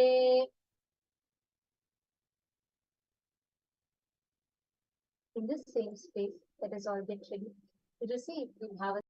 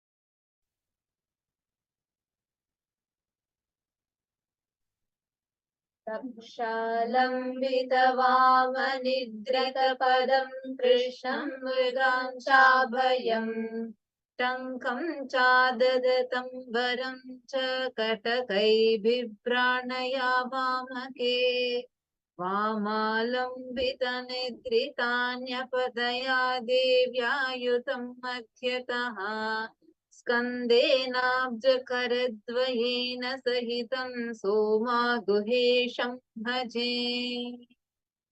Now, in this same space, let us all get ready to receive the Bhava Samadhi Darshan. Om Nithyananda Paramashivoham. Om Nithyananda Paramashivoham.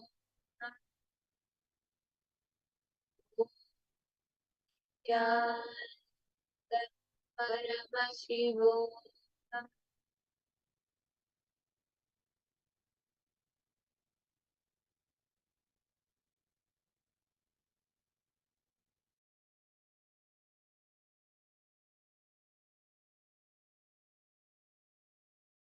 Connecting with the divine with your eyes closed is meditation.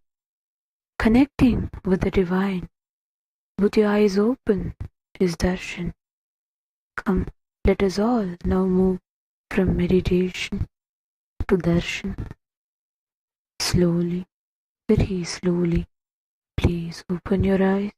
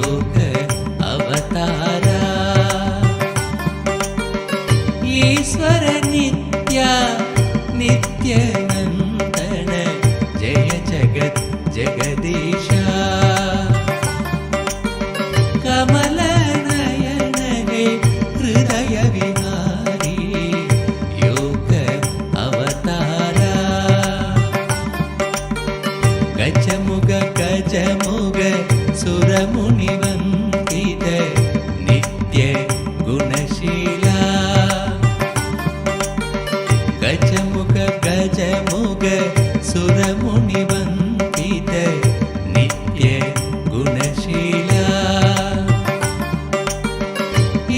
ईश्वर नित्या नित्यानन्दन जय जगत् जगदीशा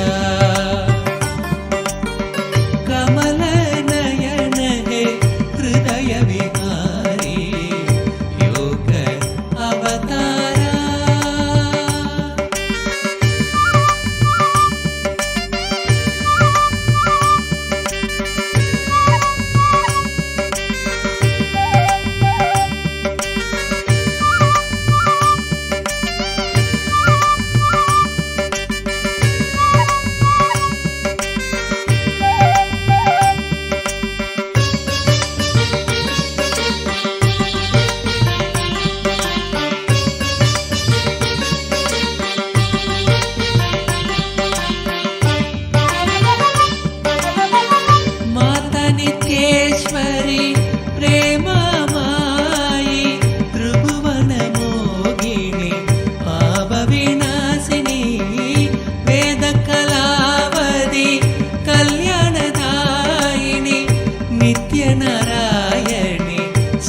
शक्तीश्वरी महादेवा शिव शम्भो शङ्कर शङ्कर शरणं पङ्कज शरणं सद्गुरुदेवा नित्य गुरुदेवा नित्यानन्दमयी नित्येश्वरिणी ईश्वर नित्या नित्यानन्दन जय जगत् जगदीशा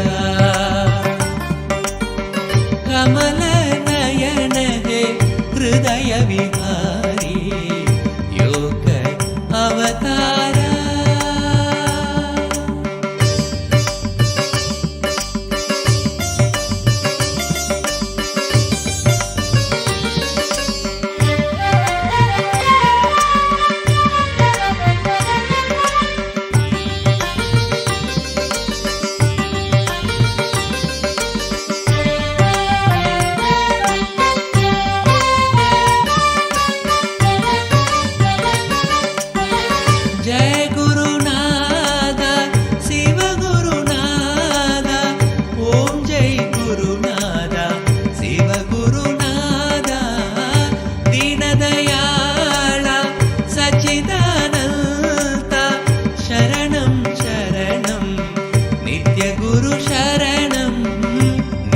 निरंजन ज्योति स्वरूपा ओम नमः शिवाय नित्याय नमः ओम सदा शिवरंजनी नित्य निरंजनी मंगल गुरुमाता नित्येश्वरिणी ईश्वर नित्या नित्यानंदन जय जगत् जगदीशा कमलनयन हे हृदय विहारी नित्य अवतारा नित्य अवतारा नित्य अवतारा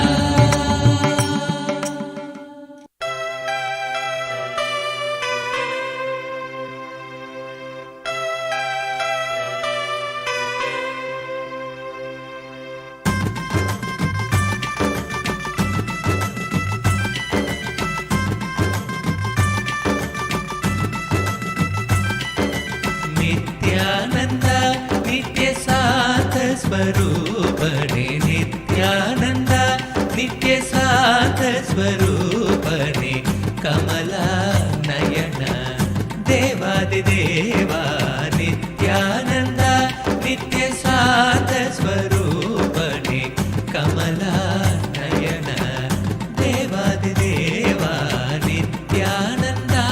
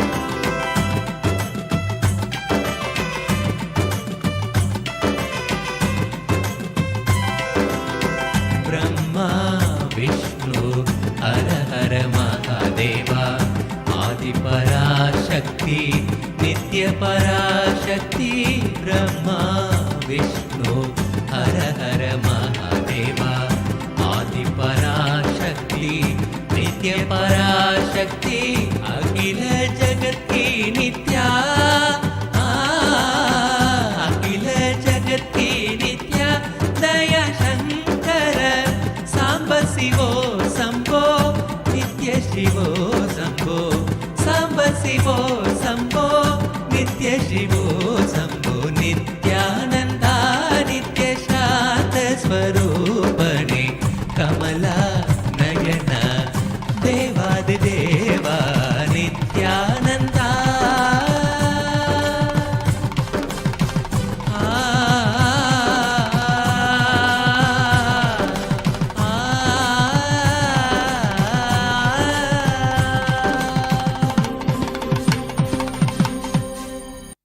चलो चलो चलो चलो चलो चलो चलो चलो चलो चलो रे चलो चलो चलो चलो चलो चलो चलो चलो चलो चलो चलो रे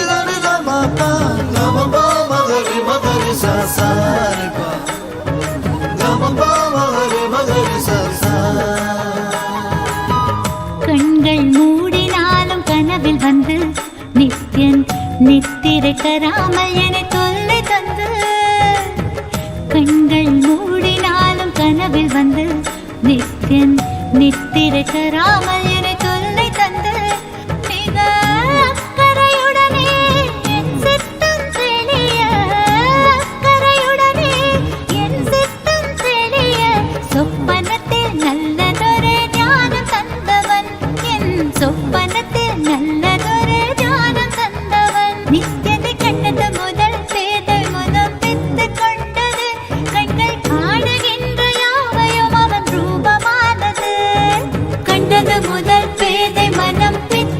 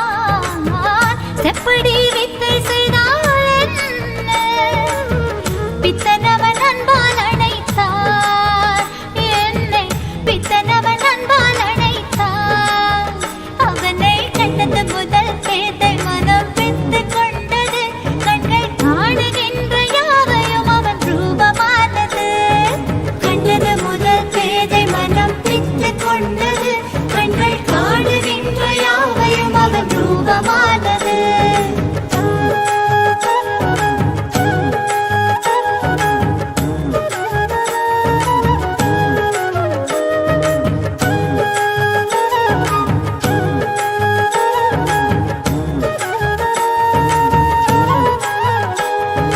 பேசுகின்ற தாய்மொழியும் மறந்து விட்டேன், கள்வன் நித்யனவன் பேரை மட்டும் மனனம் செய்தேன்.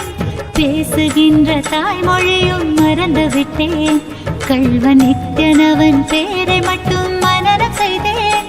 எந்தன் வாழ்வின் பொருளான அவன் காதல் பெறவே, வாழ்வின் பொருளான அவன் காதல் பெறவே, வேள்விகள் புரிந்தே அவன் பாதம் பணிந்தேன், பல வேள்விகள் புரிந்தே அவன் பாதம் பணிந்தேன். நித்யனை கண்டது முதல் பேதை மனம் பித்து கொண்டது, கண்கள் காணுகின்ற யாவையும் அவன் ரூபமானது.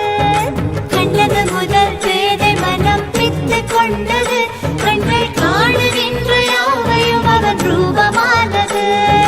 செல்லு செல்லு செல்லு செல்லு cell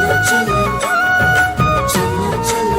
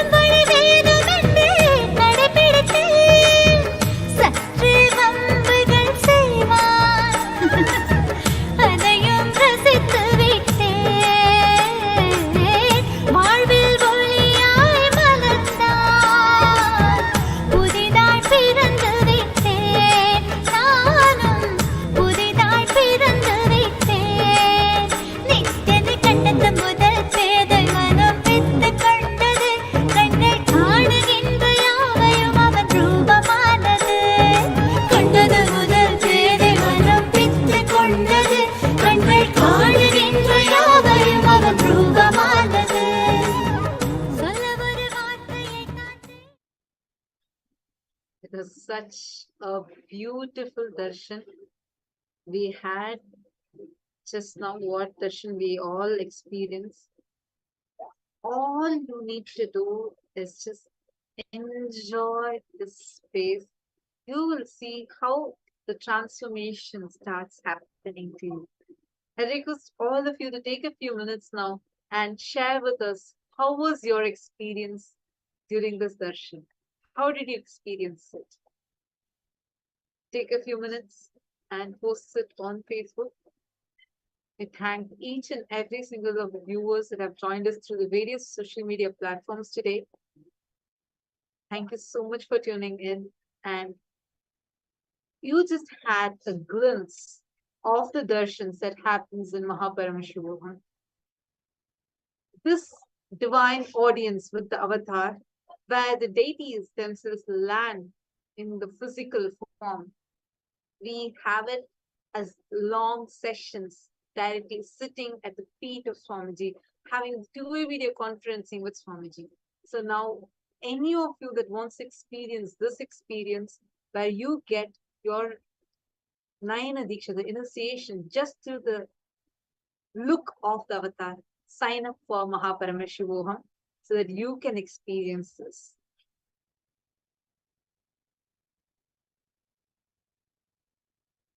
And thank you so much. Now, with this, we will be moving to the further sessions. And we thank all the viewers that have joined us on YouTube and Facebook.